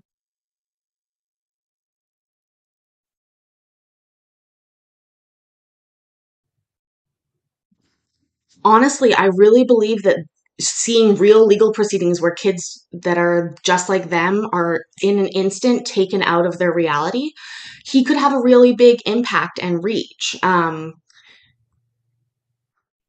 problem is that the media is sort of like trolls, so they just latch on to the most annoying thing about if we were mean in the chats or judgy or whatever. The reality is, I think most of us ended up, and I hope we will continue when we watch this, to not judge others poorly, but to say, hey, I want to be better as a parent myself. I want to pay more attention to my child. I want to make sure that this person in my life doesn't have this. And that's really something that I think they can give. All right. This is taking forever. Let's see if I can get us to the detention hearing, even though some of the best stuff does happen when, we were waiting.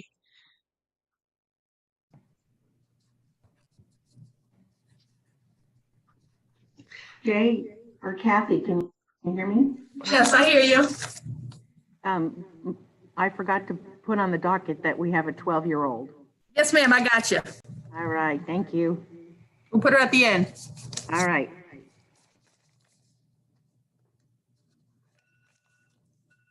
I'm not that good of a chef. Abel's does sound like Judge Manning. Oh, they are very similar in some of their ways, I think.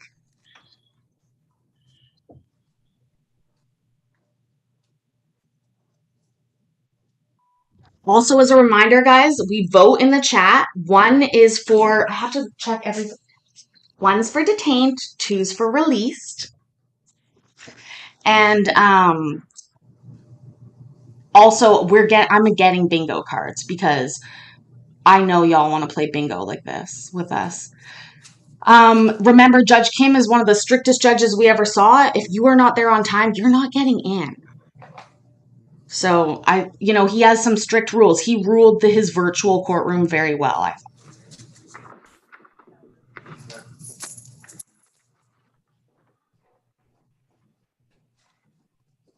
I know the other girl she's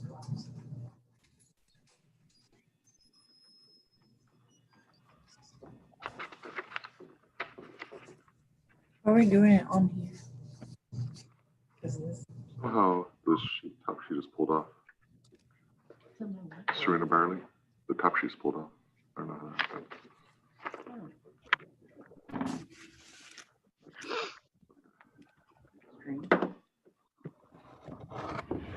We can't help them all, Trisha. I get it, but we Hi, can Judge help some.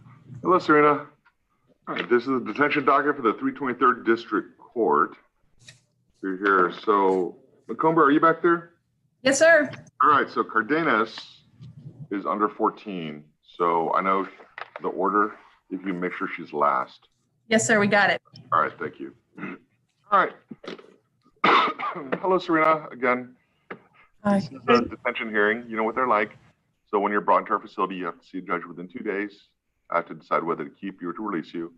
If I keep you, you have to see a judge every 10 days, right? You have the right to remain silent, but if you give up that right, anything you say at a detention hearing cannot be used against you at any other type of court setting. Finally, you have a right to an attorney. Ms. Jacobson is still your attorney.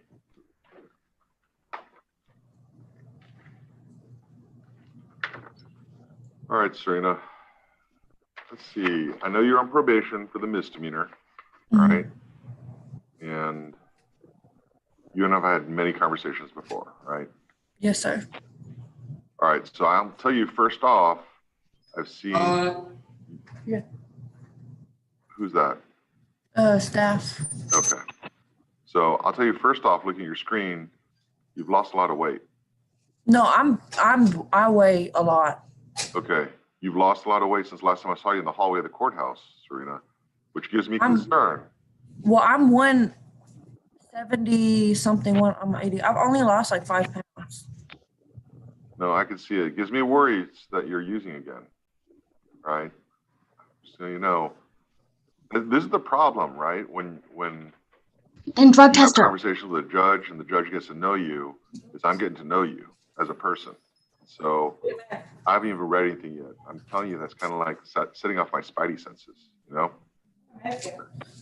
Objection. Right, so What? How are you having this expert opinion, Judge Kim? Come on now. Serena, another female, ran away from a residential treatment facility in June when they were at Burgers Lake. So a runaway report was filed. We brought you back in. Did we give a drug test when she came in, Miss Smiley? Oh, Miss Smiley, you're on mute. I'm sorry, Yana. They just gave her one, and she was positive for marijuana and PCP. No, Serena. All right. So PCP, right? I've only smoked marijuana. I don't know where the PCP came from. No, you smoke PCP. That's the thing, right? I mean, you may think you're only smoking marijuana, but you're actually smoking PCP in there. Okay, so Okay, that's so kind of hold. problem. Sorry, When Judge you use Kim. drugs, you don't know what it's laced with. First of all, here's just a little reality rant that we have to jump in with, because sometimes I think that people like Judge Kim, who is super educated and knows all about the law, might not understand how the street world works, okay? And let me just give you a little breakdown. Drug dealers want to make money. They do not lace marijuana with more expensive drugs and not tell people about it for free just for fun. It does not happen. People can absolutely lace their own drugs, and they can do that. It's common. But drug dealers don't do that as a standard because it doesn't make economic sense. How are you going to get that person even if the theory was, oh, they want to addict somebody to the drug, well, how do they know what they're even addicted to? How do they get back to that person to buy it from them? Like, it just doesn't hold water. So this is one argument of Judge Kim's that I don't like. What I think is a better argument is don't buy your drugs from people you don't know, and don't do drugs with people you don't know, basically. But the reality is that not like it's very rare for weed to be laced with something like that without you knowing it, because it just doesn't make sense. Anyways, let's see what else Judge Kim has to say. I really didn't like him calling her out on her weight either. Like, excuse me, Judge Kim, it looks like you gained a few pandemic pounds, but nobody's talking about that. Anyways.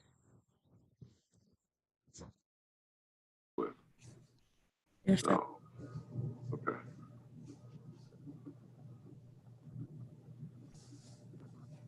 All right.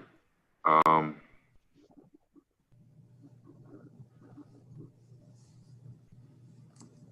right, so they found you. They sent an Uber for you and brought you back to Fort Worth. So you're brought back here to our detention center. And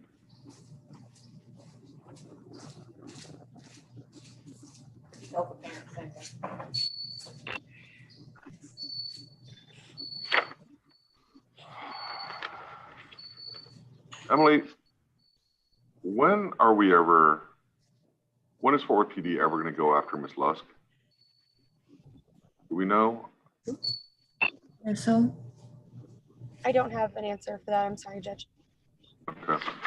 Hey, Serena, look, and this is just the heart-to-heart, okay?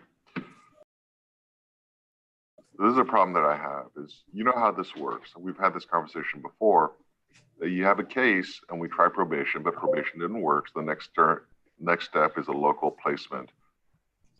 But if that doesn't work, then we start looking at long-term placements, right?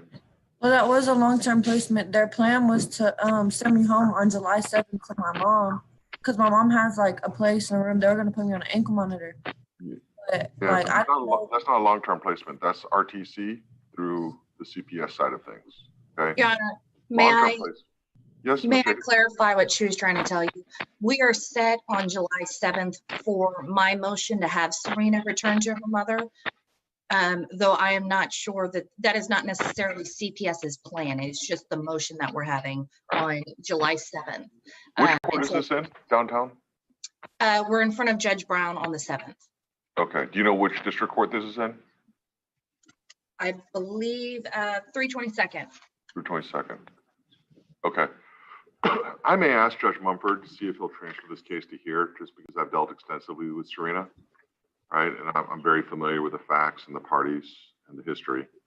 Write a note. And in that vein, Your Honor, if I could also ask,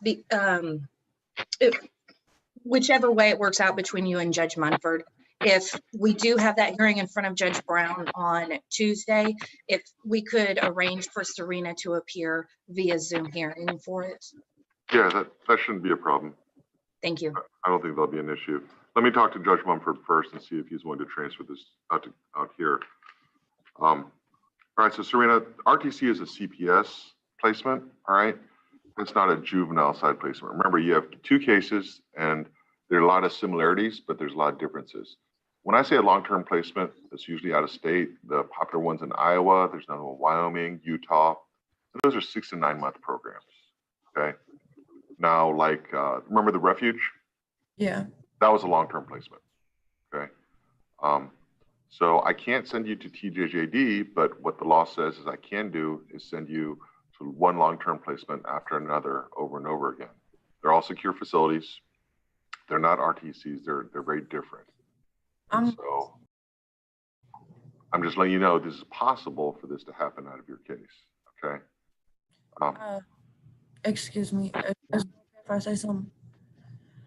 I was gonna say that, honestly, Judge Kim, I don't think that a placement is beneficial for me, because like I've been to different placements and it's not, like I've got the therapy that I needed and the coping skills that I need to survive in the real world. And I just feel like being home with my mom is the best, because the problem we had before, she didn't have a place and a room and supervision, but now she has all of that. So I don't. Right. So here's the thing, Serena, is when you're being picked up the way you are, that tells me you don't have the skills to survive in the world, all right? When Because you're running away, I'm sorry? I wasn't with my mom, like. No, you weren't, but you've run away from your mom many times before. Remember all the times you went to go be with your aunt? You know? No, I didn't run away. My mom always gave me permission. There were times your mom did not want you with your aunt and you still went there. right? I mean, you and I know that. So here's the thing is, I don't think you have the skills to survive in the world. I mean, you have to break the law to survive. That's not surviving, right? When you're running away from RTC, that tells me that you can't follow rules and structure, that you have to go out on your own. So that, you know, I respectfully disagree with you. And I've let you know that as long as this is going on, you just can't, you can't beat the system, right? You're on probation. And so this ultimately becomes up to me to decide what to do from here on forward. Here's the problem is that it's only up to me. And this can stretch out all the way till you're 19. And we can't do anything about that. Or you can't do anything about that. So ultimately what I'm looking to see is for you to make good decisions. As long as you're making bad decisions, you and I will have regular conversations. And you don't want that. Serena, how nice was it when I saw you in the hallway of the courthouse and we could just say hi, you can tell me things are going good, and you just walked out? I mean, those are the conversations I want to have with you, right? Well, and we can have those, we can have those conversations, but those conversations only happen when you're following the rules. If you're breaking the rules, we have conversations like we're having today. Okay? So I'm just concerned because you're on runaway status for so long. You know, you had the opportunity, even since June 19th, you had the opportunity to go home to your mom, but you chose not to, right? When? I'm sorry? Well, no, I was gonna go home to my mom. I didn't know that they were gonna even let me, or like, I was even considering it until after the fact. Like, I don't have no excuse for running away, but like, I had left the person that I ran away with because he was toxic, and then I really like, when I talked to the police or whatever, like I told them, you know, Yeah, but Serena, look, I understand when you say I was gonna, but you didn't. Yeah. Right? And if you're telling me now your mom's place is such a safe place and good place to be at, then you're a good decision on your part would have just gone to your mom's on June 15th, but you didn't. June 15th. Right? No, You July. I thought you walked away from Burger Park on June 14th. June 14th. Oh, yeah, but they were gonna take me here if I just did that.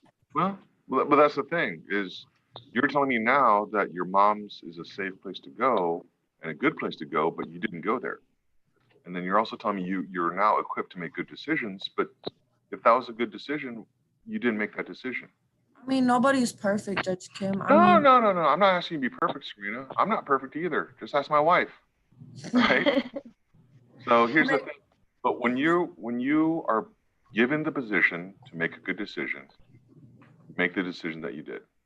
And so now I always look back at the decision that you made and then go forward from there. Either you show me that you can make decisions or you show me you make bad decisions. And I use your past decisions to decide what opportunities I give you in the future. Does that make sense? Like, I'm not going to hold this against you for the rest of your life, but I'm just taking this at this moment. I have the information that I have. Serena, let me tell you something. Everyone makes mistakes, okay? All we can do is we can say at the time with the information that we had, we made the best decision possible, okay? And that's all I'm doing. I'm trying to make the best decision possible with the information that I have. The information I have now is you ran away from RTC, and for several weeks, you decided not to go to a place that you're telling me now was a good place to go. So you didn't make a good decision, right? well, Can I say something? Sorry. Who is Lisa Perez? My mom. Me, it's her mother. Okay. May I please say something? If it's okay with you, sir? What is it about? It's about her, whenever she ran away, she had contacted me and I had told her that I wanted her to come to me, and so that I knew she was safe and where she was at. She did not, but the only thing she said was, Mom, I want to come to you, but I don't want you to get involved. And what I told her was, I'm involved either way, whether you're with me or you're not. I just want you to be safe. And I tried many times to get her to come to me, but she was so worried that she was going to be picked up and go straight back. And I told her, I mean, that's going to happen, but at least we know that you're safe and that you need to be home with me. Serena, you're saying your mom and I are saying the same thing. Yeah. Yeah. I just, So, I, and your mom and I are saying the same thing. Like, I think we all agree that your mom's place would be a good place to go. That doesn't explain why for 3 weeks you didn't go there. Like, with the information that you had, did you make the best decision possible? no, I didn't. I did not make the best decision, Kim, but honestly, like, I don't think continuing to putting me in placements with people I don't know or permanent placements is gonna help me and be beneficial for my future. Like, I don't know how many times. Rena, I understand that. I understand what you're saying, but you're kind of telling me two different stories right now. One story you're telling me is that you can tell me what you think is best for you or not. The other story you're telling me is you know what's best for you and you're not going to do it. Right? It doesn't work both ways. I'm saying, like, I'm gonna own up to myself, just Kim. Yes, I ran away. Yes, I didn't make the best decision. Yes, I was smoking weed. Yes, my mom contacted me and I didn't go home. Right. But if you talk to the police, I gave full cooperation. I'm not, like, I told them everything Well, you're supposed to give full cooperation, right? You don't get credit for doing what you're supposed to do. Like, you're telling me that I should be proud of you because you didn't lie to the police? No, sir. Right? I mean, you see it, you know, I mean, I'm going to call you out, Serena. You and I have gone how many months? It's almost a year now that we've known each other, right? More than a year, right? And you know me, I'm going to call you out, right? I'm going to say it the way it is. I'm going to shoot straight with you. And that's, you know, that's what you expect from me. I've always given you the respect of shooting straight with you. I'm not beating you up, right? I'm just telling you, I'm going to call you out. You can't get credit for doing what you're supposed to do. The problem is you get points taken away for doing what you're not supposed to do. And that's why we're in this situation that we're in right now. If you're telling me that mom was such a good place to go to, the fact that you didn't go there, right? The fact that you didn't even go back to the RTC the next day and be like, you know what, I ran away. I shouldn't have done that. Here I am. That was the right thing to do. But you chose every single day when you woke up, it's like, I'm not going back. I'm not going to my mom's. I'm going to do what I want to do. That's why it's at this point, I can't let you go because I know you're just going to do what you're going to do. Right? So you're just going to keep sending me placement after placement? Until you get to the point that you make good decisions. But you and I had this conversation, Serena. Like, you can't be upset by this. Like, we have literally. I'm not. Y'all keep sending me to these placements, taking me away from my family. And when I did good for a year straight, y'all didn't do nothing about that. Y'all let me go into this placement, Judge Kim. I want to go home. Y'all asked my mom to get a place, and she did. That's all I want. Hold on a second. Different court now. I didn't ask her to get a home. Your CPS stuff is in a different court. All right. It used to be combined into this court, and it's separated now. Okay. I can't do anything about that. What I'm saying is, I am asking you to make good decisions. You make good decisions, good things happen. But you make poor decisions, and you end up. We've had this conversation before. What I'm asking you to do is do the right thing. And if you're not doing the right thing, then you and I have to keep on making decisions. You and I keep on having to have this discussion. Sorry, I have to interject slightly because yet again, I think this is where Judge Kim might not understand. He's asking this child to make an adult decision for her own benefit. No, that's why she should have an active adult in her life. But unfortunately, she just told you that didn't happen. And she's been involved in CPS care for the last year. So, you know, it's really a second standard that he's setting here, like expecting her to be perfect, fixing all the problems when really, you know, why would we expect a 16-year-old or a 15? That's not when their brains are developed at that point. Not only that, if this child might have a type of disorder like ADHD or something like that, she could be delayed by like 25 to 30, 40% in terms of her brain development. So she's not going to make the proper decisions. That is exactly what most of these kids have trouble with, impulsivity and impulse control. So again, Judge Kim, I agree, is wrong in this case. What I think is the problem, yet again, I think there's this insulation of wanting to protect themselves. So the fact that CPS court sort of fucked her life up, they, he's not willing to admit that might be part of the problem rather than just that she seems to be the problem. And again, I think she's trying her damnedest to advocate for herself because it doesn't sound like anybody else is advocating for her. And this is the trouble when you have low income parents. Somebody asked earlier about 2-parent households. That's important, but honestly, it's about involvement of parents. So the more involved you are, the squeakier the wheel is. You'll hear it. The people that are like calling CPS or not calling CPS, they're calling the parole officers every day, that kind of stuff. Those are the things that the judge is wanting to see. But again, a lot of these parents maybe don't have those abilities. These are the things that instead of punishing her, wraparound services could really help here. Sorry, rant over. Anyways, also remember to like and subscribe because it's my birthday tomorrow.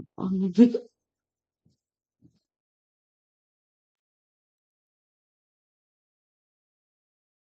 is what, like the 10th time we've had a detention hearing? Like, you know that. I haven't changed. You haven't changed either, and that's the problem. Well, you changed for a little while in the middle, but now you're back to where you were. Right? Serena, I'm not going to change. I'm the same person yesterday as I am today, and tomorrow I'll be the same person as I am today. Okay? I'm not going to change. You're going to have to deal with this, and I'm going to be the judge here until you're an adult, until you're out of the juvenile system. Like you are literally in Tarrant County, you're stuck with me. And if you go to a different county, it still comes back here to Tarrant County. You are literally stuck with me. There's nothing you can do about it. And you know what? I'm stuck with you, except I actually care about you. Like I'm rooting for you. I actually am personally interested. Like I want you to do well. So I don't really look at it being stuck. I'm frustrated with you, Serena. Oh, you have no idea how frustrated I am. Y'all gonna take away all the time that I have left with my mom. Because when I'm grown, I'm not gonna. Whoa, hold on there, Serena. Who's taking it away? I want to go home with. No, Serena. Who's taking it away? Y'all are. How am I taking it away? Who's the one that ran away from RTC? That was one. Who's the one Nobody asking is for weed? perfect, Judge Kim. Like nobody is perfect. I did good for basically a whole year straight. Okay, hold on, Serena. Don't switch on me. I'm not saying that you're perfect. What I'm talking about is you're saying I'm taking you away. Now, who's the one that... You want to put me in another placement. That's all y'all do. Every time I come back here, y'all send me to another placement, What's funny though, Serena, is I look at it differently. I'm looking at it saying every time we try and give her a chance, she runs away or smokes weed or PCP or meth or all these other things. She keeps on breaking the law. Like I'm the way I'm seeing it is I'm trying to give these chances and you keep on coming back here. Judge Kim, I was gone for a whole year. I did nothing for a whole year. I made a mistake. Yes, I'm going to admit to that. I smoked weed. Yes, I did. All that other stuff, I don't know. Isn't it funny how you do good for a year and you and I didn't see each other? You see how that works? You do the right thing, you and I don't see each other. When you break the rules, that's when we see each other. So you can't say, I'm the one that's doing all this. If you keep straight and do what you're supposed to do, you and I never have conversations except friendly conversations in the hallway. But when you mess up and break the rules, that's when you come back. So don't blame me for you being here. I'm not blaming you because it's my fault because I made the mistake. It's just your choice to keep me or not. And I just want a chance to go home and be with my mom because y'all haven't even given me that opportunity. Not one. Hey, when you ran away from RTC, you had the chance to go home. But no, I didn't. Not the right way. I want to go home the right way. Yeah, me too. But I would prefer you go home the wrong way instead of the right way instead of you just living on the streets. Right? Yeah. So, but you knew this, Serena. You knew when you walked away from the RTC that when you got caught up, that you and I would talk again. You knew that. And remember, forever's a long time. And just so you know, let's say you become an adult, you're 18, and then you run away, and we don't pick you up. Even you can be 50 years old with a juvenile case. Right now, I just issued a bench warrant for somebody who's 35 for something that happened when he was a kid, and he's coming back to court. I mean, this forever's a long time. Okay? I just want a chance to go home with my mom. That's it. Wait, I'm Judge sorry, Kim. that's the wrong one. No, I understand. And I want to give you that chance to go with your mom. I've actually had good conversations with your mom in court before, right? I think your aunt was really frustrated. There's a lot of things I like about your mom. There's things I didn't like about your mom, but overall, she loves you. She cares about you. She's going to do what she thinks is best for you. But you're getting to the point now in your age where your mom can only do so much. And you know that. But Judge Kim, like, I'm not making excuses or anything, but I think that's what would be most beneficial for me in the long run. I'm not saying what I think or what I know, because this is not up to me at the end of the day, but I'm just saying, like, Look, Serena, the law says, and you don't even have to tell me what your opinion is, the law says there's a presumption that your mom is best for you. I'm not fighting that. I'm not disagreeing with that. What I'm saying is, I think you're refusing to accept her supervision, and given the opportunity to make decisions, you make bad decisions. if I could go home to my mom and just be held by her, Whoa, Serena. worry about anything. You could have got home yesterday and be held with by your mom. You could have got home the day before or the day before or the day before. For about 20 days, you could have got home and be held by your mom. But you chose not to. You're right, I didn't. And I was wrong for that decision. Right. And you know, I'm big on consequences. We've always had this conversation. Yes, sir. So this is just a consequence of your decision. But you can't tell me that that's all you need to do. That's what's best for you. That's what's supposed to happen. It's not all I need to do, because yes, I still need help. Yes, I still need counseling. Yes, I still need to learn how to do stuff the right way instead of the wrong way. But there's no better person to teach that to than somebody who's raised you. Yes, I'm getting older, and that is why I'm asking. That is why I'm asking to learn how to do stuff now instead of waiting till I'm grown to try to learn how to. Serena, show me with some good decisions, and I give you more freedom. You make more bad decisions, you get less freedom. But it's been like that ever since we first met. You know that. Yes, sir. Right? And part of why I think you're crying is because you know that I'm consistent. Like, you know what I am. You know what I'm about. All right? Okay. So I'm detaining you for now. We'll see what happens. All right? I need you to make good decisions in there. I need to figure out what's going on with CPS and on both sides. And I'm going to talk to the other judge to see if he is willing to transfer this case back to me so I can handle the case on the CPS side and the juvenile side. If he doesn't, that's fine. That's his decision. Like, I'm not, but I think it'll be easier to help you with the juvenile stuff if I was the judge over both cases. Okay? Make good decisions inside, Serena. Prove to me that you can make good decisions, okay? Last thing, Mom, I'm not gonna be able to call you because we can't have phone calls because of COVID right now. So I'll let you know. Okay, I love you. All right. Thank you. Okay. Thank you. Bye. Okay, Xavier Lopez. Thank you, Ms. Donovan. Did you need anything else, or that's enough for y'all? Or she logged off. Have a good day, Judge. Thank you. Bye. All right. We've Xavier Lopez.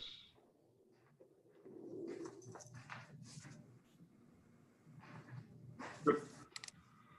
All right, Mr. Lopez, this is a detention hearing. The law says when a child is brought to our detention facility, you have to see a judge within 2 business days and have to make a decision to keep you in custody or to release you. By keep you in custody, the law says you have to see a judge every 10 days after that. We'll let you know you have the right to remain silent, but if you give up that right, anything you say at a detention hearing cannot be used against you at any other type of court setting. Finally, you have a right to an attorney. If you or your family cannot afford an attorney, I will provide one for you. All right, so Xavier, you're 16 years old. Oh, it all started when you were 12 years old with a criminal mischief. And you got supervisory caution. Then for 2 years, so 15, you were 14, you ran away. We picked you up, and then we let you out. Then a month, 5 days later, you got picked up for criminal mischief. 2,500 to 30,000. You placed on probation. Girl, you know, it like makes the girls.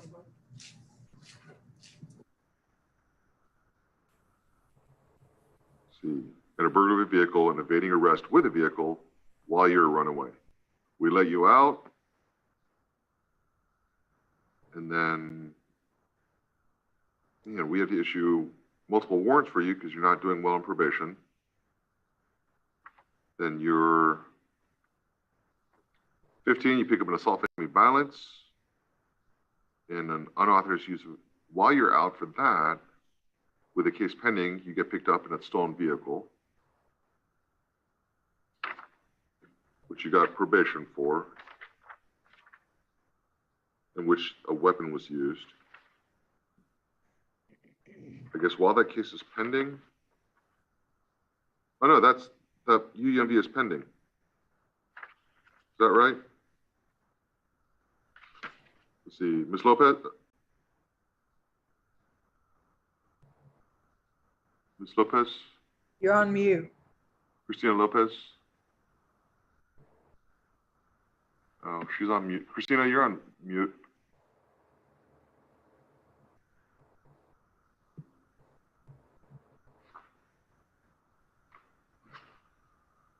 All right. So you're on probation for felony criminal mischief. You pick up a stolen car case. While the stolen car case is going on, you've now picked up a criminal trespass. And then now we issued a warrant for you in February because you left TYRC without permission because you were selling drugs at a drug treatment facility. So we brought you over here.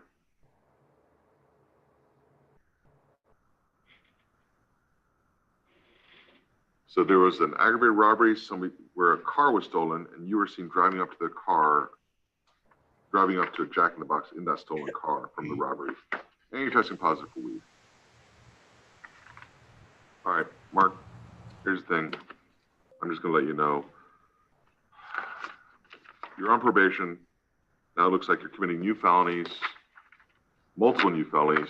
We send you a drug treatment placement, and we're not only not getting treatment there, but you're interfering with other people's treatment. And so I'm gonna let you know, cases like this, the next step is generally we look at long-term treatment facilities. Sometimes we just skip it and send you to TJJD. If there's too many problems going on with a kid that a treatment facility cannot help it, TJJD has all the options available at the time. So I'll let you know, you need to keep your behavior level up because that's what's gonna make the difference between a long-term placement or going to TJJD. I'm just gonna flat out tell you that, okay? So at this point, I'm going to detain you because I believe you're a danger to yourself and to others. All right? Thank you.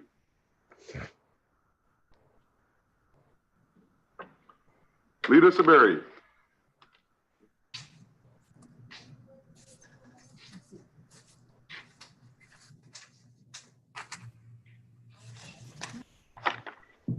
Your Honor, I'm covering this case for Officer Paxton today.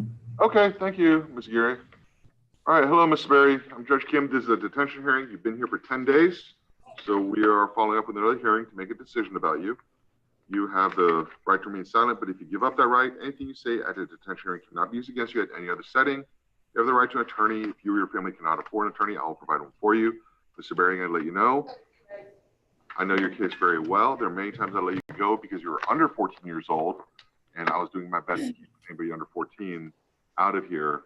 But there were a whole bunch of problems. You turn 14, you're an absolute danger to yourself and others. I'm ordering you detained.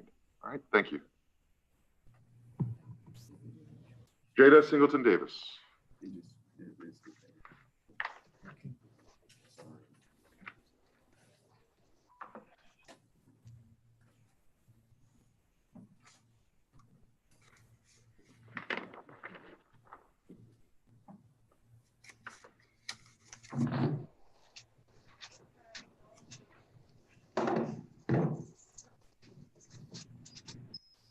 She was one when she was 13. I was wanting to keep.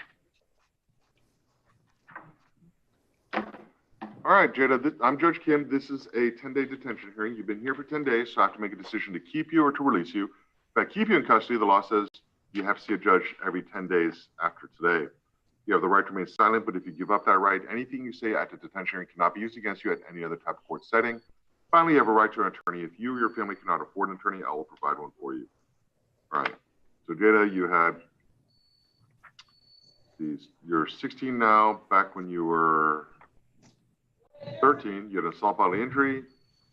Then you're 15, you had a runaway case, and then now another assault family violence. And then here today, let's see, back in June, police were dispatched for domestic. When they got there, Mother said 2 girls had gotten into a fight after Jada allegedly had bumped her sister in a fight over clothes. Jada ran to the kitchen, grabbed a knife, chased the victim around the house. The victim was in fear.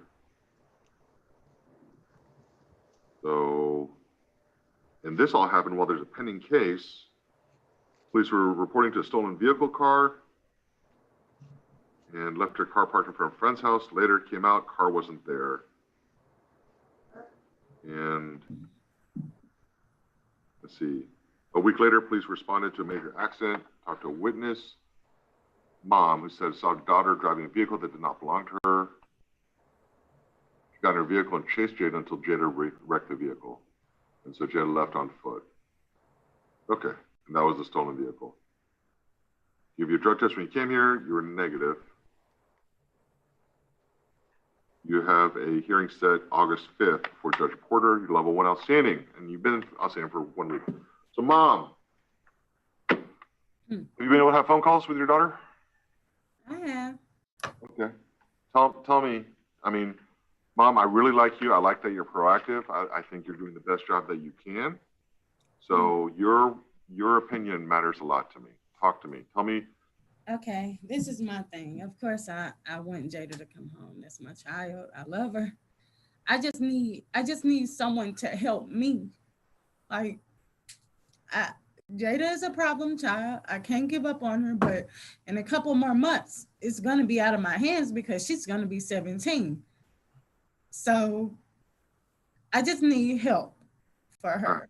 I mean, so she's level 1-0, and I know there's been some conflicts back there, and the fact that any girl is level 1-0 right now means a lot to me because that means she's staying out of the phrase. She's minding her own business, not getting involved. Nobody's dragging her down. So she's strong enough. Well, 1, it tells me she's smart enough to know what good decisions are. Number 2, it tells me she has a self-discipline to follow through with the good decisions that she's smart enough to know.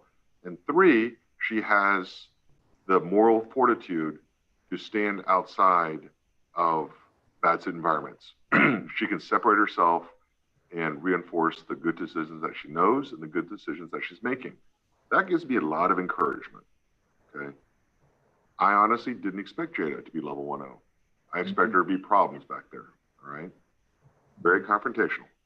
So, Mom, I want to let her go, but I got to make sure that it's a safe situation. Like, I can't have her picking up another knife and chasing her sister around, right? Like, have you been able to talk to her on the phone? I talk to her. We don't too much discuss what she is. Well, I discuss like about, her, going to prison, and like, this is like literally her last chance to get it together. That's what I, express. But Jada doesn't, she's not too vocal. She doesn't, I know she doesn't want to be here. And she expresses that. But yeah, I just need her to understand, like, this is like a serious matter. Sure.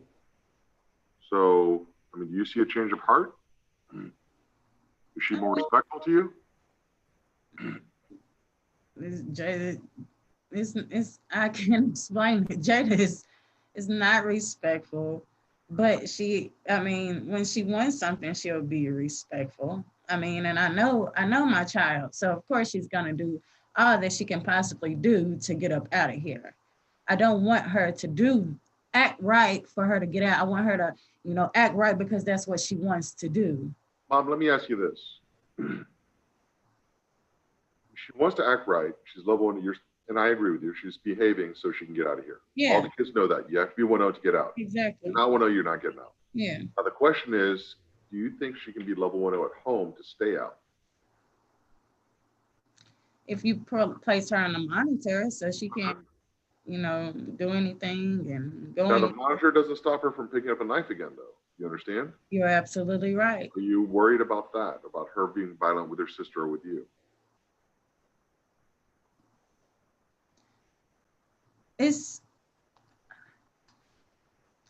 I can't say I'm worried but then again I am, because she's never done that. Right.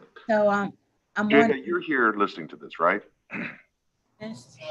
Do you see how your decisions in the past are now making an uncomfortable conversation right now?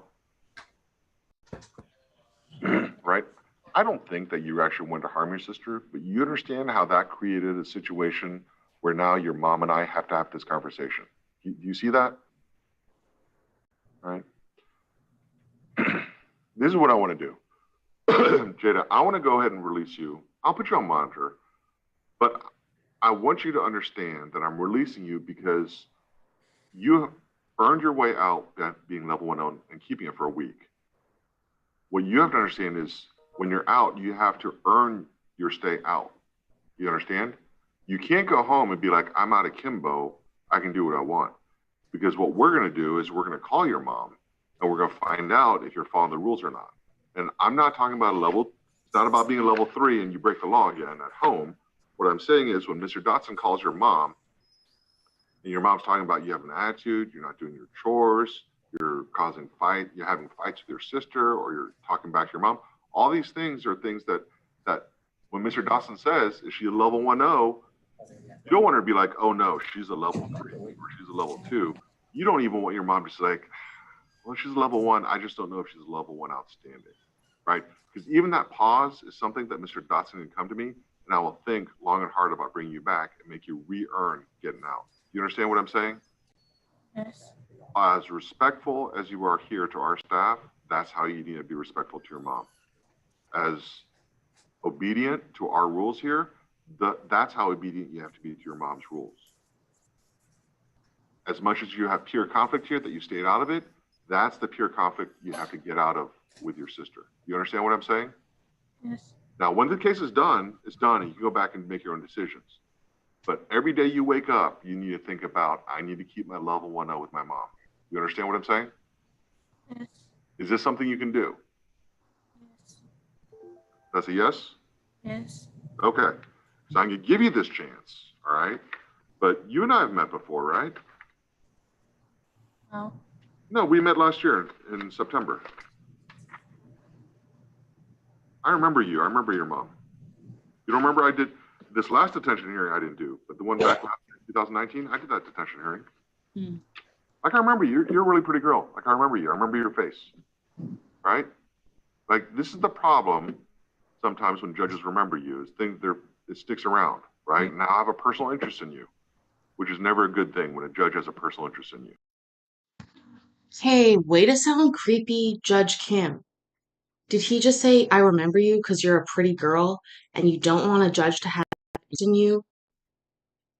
I know what he means, but seriously, what the heck? Anyways, dinner is almost ready. I will, well, I would hope most of the mushrooms aren't deadly. But I only just started liking mushrooms this year, so sometimes if somebody cooks something right for you, you can learn to love it. Anyways,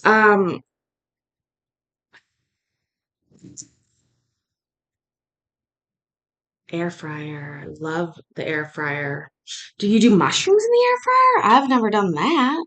I've been using my Instant Pot a lot lately too. I love magic mushrooms too, McRib, but I take those in gummy form. I don't cook them in my food.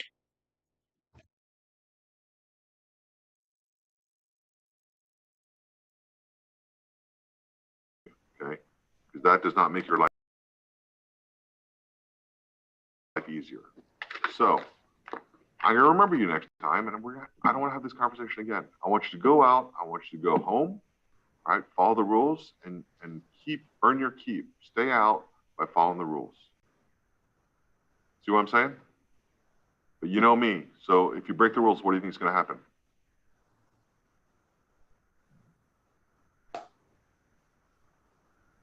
Come on, Jada. You go home and you have attitude with your mom. What do you think is going to happen? I'm gonna come back. You're going to come back. And I have no problem bringing you back. You understand? You don't have to break the law to come back. Right now, with the case that's going on, I can bring you back every other day, every weekend, once a month. I have all that discretion. Okay? So don't test me, right?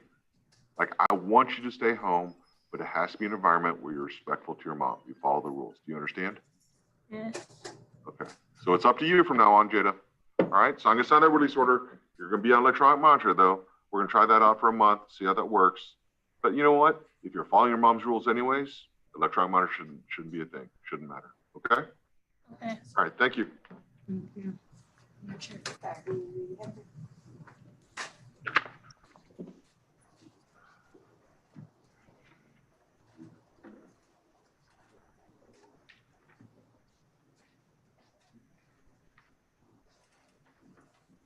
Judge Kim, the last one's the young lady. Okay, hold off on her, please. Right.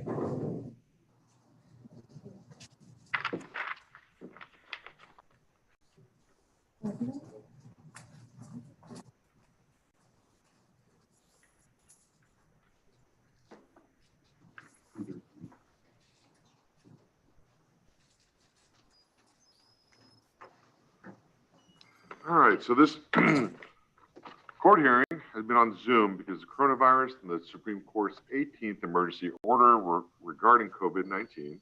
And in order to comply with the Texas Open Courts Act, we have been broadcasting this hearing on YouTube so the public can see what happens in court. However, according to Texas Family Code, Chapter 54.08c,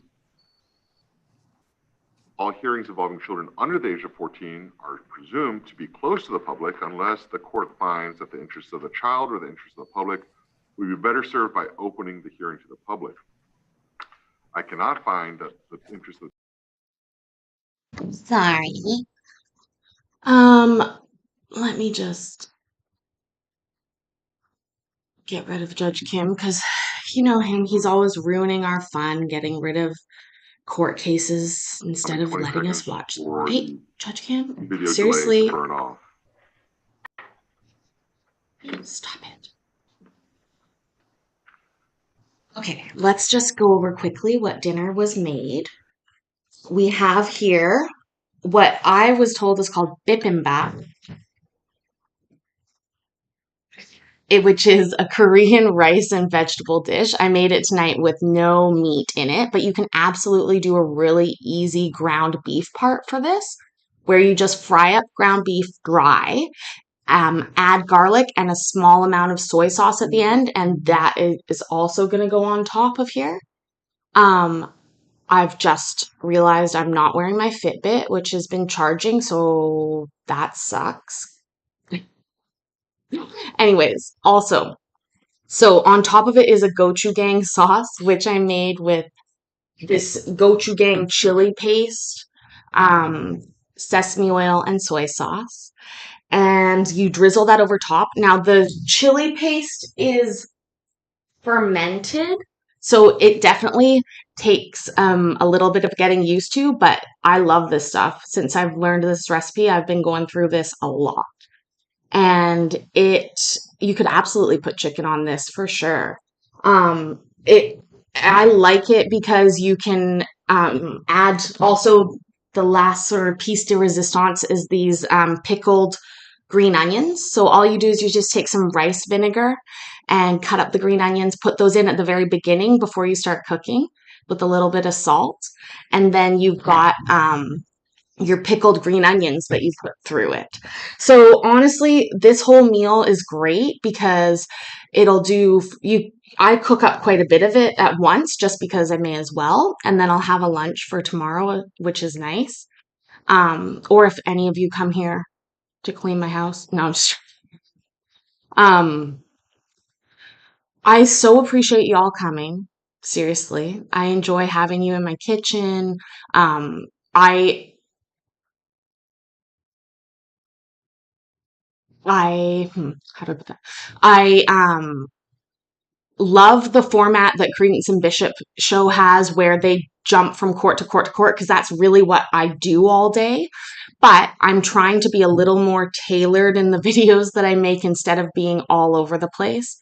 But that is really how I spend a lot of my days, and I know a lot of you are the same. And I think one of the best parts that I've found from this community is all the people and all the different opinions. I learned so much in here, and I love hanging out with you guys. Everybody's got a little bit of different sort of view on things, and there's so much court to go around that, my God, we need more people, not less. I have been cooking at home for the last like 3 months pretty seriously instead of eating out, which I used to do quite a bit. Um, I've really, really enjoyed cooking at home more and being able to, um, execute good recipes. I need a recipe, um, at least to begin with the first time I make it, um, because I have what's called aphantasia, which means I don't have any visual imagery in my mind ever. I don't ever see any pictures. If I close my eyes and imagine something, there's no images in my mind. It's just black. So because of that, my brain works differently, and I don't formulate plans for food very well without a recipe. But I have really crazy, loopy ideas that people are like, how do you even think of that? Well, because my brain's a little different. Anyways, I think part of that is why I can watch a lot of court stuff, because I can unsee things, as we always joke about, like, oh, I can't unsee that. Well, I can. Um, but I think we all love the drama. That's the reality here. Uh, Judge Kim, I think, also loves the drama, and he, you know, part of it, he really, I think, enjoyed being like fawned over. We really appreciated a lot of what he did in the chat, and sometimes I feel like he sort of played up to that. Um, Maybe he was just ahead of his time in terms of being a judge online, but I love having all of you guys here. Seriously, Judge Manning today was chef's kiss. Wonderful. I mean, I feel for her because you could tell, but that happens if you have a job and you make plans for after that job, you will always be delayed. That's just like how it works. I used to work at a bank when I was a teenager. I started working at a bank, and in Canada, banking is different than in the States. So we don't you can't own your own bank. Like that's just not you're not able to do that. Our banking industry is more regulated than that. So we have 5 major banks in Canada, and they're very large institutions, and they have locations all over the place. And so I worked for one of the major 5 banks starting from when I was like 15 years old. And it was funny because I was working while going to high school and failing math class all the time, but I was a great teller at the bank because it just made sense to me. It was very like, transactions. I love doing it. It was like a video game. Anyways, at the end of each day, you have to balance your cash, and that's something that you have to learn how to do. And being a young 15-year-old girl, I didn't realize like the rules of employment standards. But basically, if you were out at the end of so the bank closed at 4:30 or 4 o'clock, and you should be done by 4:30. If you're not done by 4:30, the brand I remember the first day I went to write down the extra time that I was there, and the manager was like, "What are you talking about?" And I was like, "Oh, well, it's like 5:30." She's like, "Yeah, but that's your fault because you were out. So we don't pay you for that time." And I was like, "Oh, okay." Not knowing, yeah, they have to, and they were eventually sued for that. But anyways, I got very good at balancing at the end of the day. But I worked at the bank for 4 years, and I did one time lose $10,000 for 3 months, which was insane. It was a very, very crazy mistake, really. But luckily, I did not get fired. They trusted me, and we did find the money in the end. But sobriety test, I know. I so wish that was on camera too. I think we saw her belt buckle, which is a Superman belt buckle, which again, love. I think Chef Manning. I think she's told us she's not a chef, that her wife cooks at home, that if she was the one to cook, it would be a threat. I've heard her say that before. Anyways, I will probably try and pop on tomorrow. I have a few videos set up that are going to be sort of long form that I'd love to watch with you guys. So I will try and pop on and see everybody soon. It's my birthday tomorrow. And I would really appreciate it if you like and subscribe. And also, if you have any videos that you'd like to watch with me, always let me know. I love having suggestions, and I really enjoy spending my evenings with you guys. I also am looking for recipes soon. She was robbed twice. Oh, I was robbed in the bank. Actually, okay, I'll tell them the machete story. So when I worked at the bank, I worked at the main branch downtown, and I ended up having this group of girls where we all hung out together. There was like 5 of us, and we all worked at the bank, and we all hung out together, and we all lived together. And we, thank you, Glitter. I sometimes was at different branches, but I would go and meet them often, or if I wasn't working, I would go down. This is also right in the very slim time of my life when I smoked cigarettes. And so I was outside smoking a cigarette, and the branch was almost closed. It was like 5 minutes till closing. And I was standing outside on the street, and I saw this guy walk down the road, and he like opened up his jacket and pulled out this machete, looked at it, and then put it back in, covered his jacket, and walked in the side entrance of the bank. And I was like, oh, shit. He's going to rob the bank. So I called 911 on my phone. I'm not that old. We had cell phones. And I called 911, and I begin to speak to the dispatcher right away. I tell them where we are. But at that moment, he came back out. I don't know what happened, but he came back out of the doors. So I'm now on the phone with 911 talking about the dude who's like 3 feet away from me.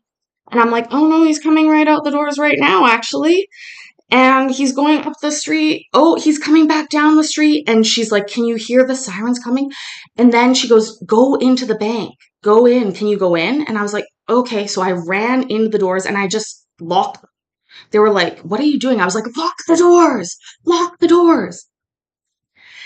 And then outside, I see the police pull up. This is a one-way street, and the doors fly open, and the guy was right across the street, and they got him down. They're like screaming at him, and the branch is like, what's going on? I'm like, I think I just saved you from getting robbed. I'm not sure. It was a pretty intense situation. But I was also once in the branch when somebody robbed us. We were under construction, and there was like power lines everywhere, and the person had gone and got the cash, and then they were running out, and they tripped over the power lines and dropped all the money. That was funny. Yeah. The thing is, at the bank, you don't fight somebody, right? Like, there's rules. So the rule when I was working at the bank was that your cash drawer can have $3,000 in it. Now, and if somebody comes in and robs you and they take all the $3,000, nobody's in trouble. You have done the perfect job. Nobody's mad at you. You didn't lose anything. If, let's say, you're a sloppy teller and you've just taken a bunch of deposits and you happen to have $10,000 or $15,000 in that drawer, and somebody robs you, that's a problem. So you have to be very on top of what is there. So how the wickets worked was you had 3 drawers. There's a top drawer, a middle drawer for paperwork, but that middle drawer also had at the back what's called a drop safe. So the back part of it opened up and dropped into a safe at the very bottom, which was on a time lock. Now, those time locks are set for 5 to 7 minutes. And sometimes if you'll have gone to a bank and the teller will say, well, that'll be a couple minutes, and you're sort of waiting around, it's because they've set the timer for the key and they have to catch it when the timer goes. And that's just another theft control measure. So they called it dropping cash. So if somebody did a big deposit, it was better to just bundle that up, drop it in your drop safe, and that way there was no concern. And at the end of the day, you have to go into that safe and count everything out and balance it out. So that's actually how I lost the $10,000. When I was working, at the end of the day, I was out $10,000, which is unusual, but a big number is good because it's easier to find. And we looked and looked for it, couldn't find it. The manager wasn't worried. She said, oh, we'll figure it out the next day. The next day, looked and looked, couldn't find it. I'm not kidding. Probably 30 people went through all of that work trying to figure out where this outage was. They could not find it. And what happened was the guy who comes in and does the time safe, so he's the safe guy, you have to reset the timers on those safes every 3 months because they lose time. And he came and he was resetting everybody's timer, and he was at my wicket, and he pulled it out and he goes, what is this? And it was $100 bills, which is $10,000. And at the drop part, it had gone behind the safe instead of into the safe. And of course, we had never checked back there. We didn't even know you could get to that little slot there. But I remember, I was dancing like, I told you I didn't lose $10,000. Oh my gosh. That was a relief, but it was literally 3 months. It was missing. Trisha, yeah. Some people can't handle it. It's very, very stressful. I remember we had, it's not very common to have bank robberies here. That's just really an overt crime that isn't executed a lot here. I interrupted a lot of fraud. I actually really enjoyed that part of being a bank teller. The scammers have been doing it for years, and I remember stopping countless wire transfers. I just wouldn't do it. I would stymie an older person, until I got a hold of somebody else, and I just wouldn't let them send the money. When people complain about the bank taking forever, sometimes it's on purpose because it's the only way you can help somebody. Because I remember people trying to send money to places, and I'd be like, and it's hard, but that's really sometimes the only way you can. She said it to the robber. She hid some rich people in the safe. That's funny. So the same way that the drop safes at the bottom have timers, the main vault in a bank will also have a time lock on it. And the way that you set that time lock is via a special key. And that key is inserted, it's a physical key where you twist it and you set the number of hours and days and minutes that the vault will not be able to open. And no matter what, you cannot open that vault if a time lock safe is engaged. It's the security measure. And all of the bank vaults that I've seen that are time lock have breathing vents in them, because if somebody was to be locked in, they could not get out.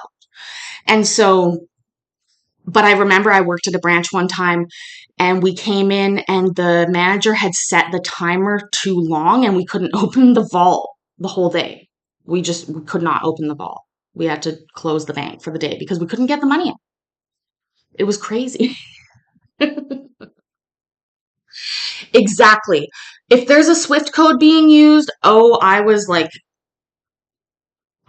in it, This was for me, I was working at a bank in the early 2000s, which is the heyday of pre-08 recession. Even in Canada, this was, as a teenager, I remember selling credit products to adults very often. I was very good at it. We had a program, it would pop up in the corner when they swipe their card. I'd be like, hey, did you know that you are re-qualified for a $10,000 line of credit unsecured? And they'd be like, oh, no, I don't need that. And I'd be like, well, you might not need it now, but when you do need it, you probably won't be able to get it. So you should probably just take it now. And yeah, I was very good at selling those. I remember one time I had a girl who came in who didn't know that you had to pay your credit card back. I was like, oh, I didn't know we had to explain that part to you. I know, honestly, the best fraud prevention method that you can give anybody in your life that may be older or less tech savvy to prevent them from being taken by a fraud or by a scam is actually something that they won't want to do, but it will be a very good indication if you are being scammed. So, proper customer service people don't swear at you. They don't get mad at you. But scammers do. They match the level of what's been given to them. So, what I always tell my grandma and her friends who are like trying to avoid getting, scammed is just start cussing them out. And if they cuss you back, that's a scammer. And you're good to go to hang right up. And it really is just a very clean method of realizing, because if you swear at somebody who's from a real, company, the bank or the government or something, they're not going to swear at some grandma. But if you listen, and I listen to scam baiting calls quite a bit, and they are horrible to people that they're scamming. It's I hate it. I used to really enjoy stopping fraud at the bank. It was like one of my jams. I mean, when you send a wire transfer with a Swift code somewhere, talk about gotta be careful. It's gone. No getting it back. You can't. Banking is a very personal, business, and people are very sticky about their money. But people are also very like private about it. So you have to be careful. I mean,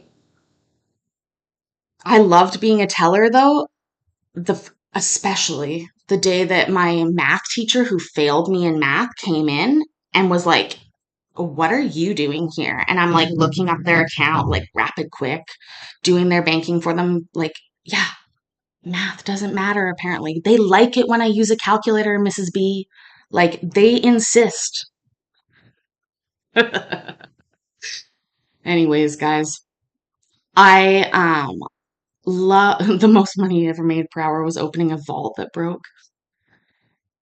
Well, when I was the head teller for the bank, for the main branch by the end of my time working there, and when I was like 18 or 19, and I was responsible for shipping and ordering $1 million a day in cash and counting it, having it ready for the downtown business customers, all of that stuff. And it's,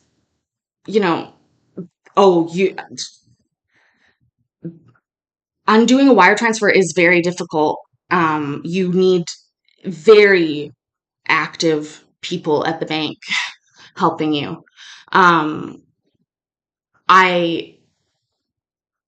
Again, it's interesting that banking, like the banks here especially, they'll pretend like, oh, we don't know. They know. They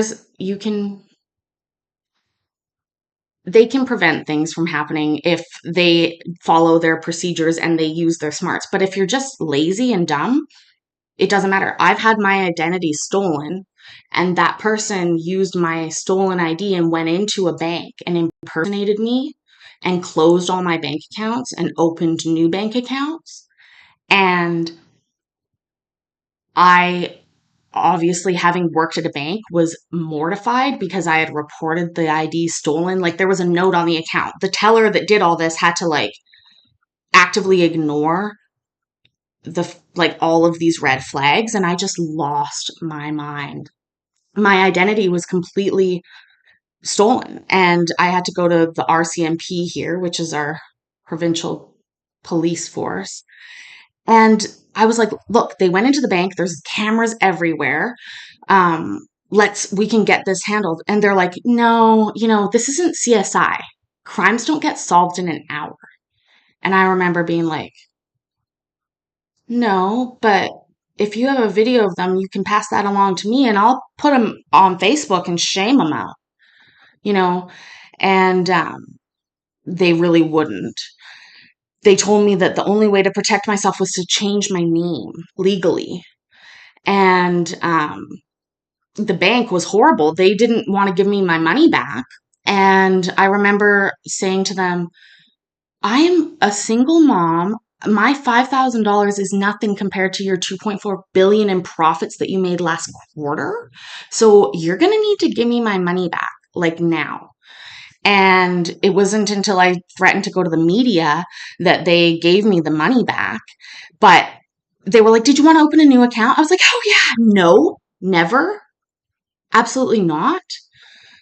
And I finally went to a different bank where they were willing to put a passcode on the account. So even if somebody came with an ID, they would be asked for a word that they shouldn't know. About 8 months later, I got a letter in the mail from like the police saying that they had caught the person that stole my identity, and it was a guy. Like, ridiculous. Anyways, guys, I hope that you are having a wonderful evening. I am so thankful for you being here. It's been a wonderful birthday eve, I guess we can call it. The thing about the identity getting stolen, KT, is that it's a huge hassle for a lot of other parts of your life. And what it made me realize is that you really need to diversify where your money is, even if you don't have a lot of money like me. Because I had nothing, and it was a very serious situation.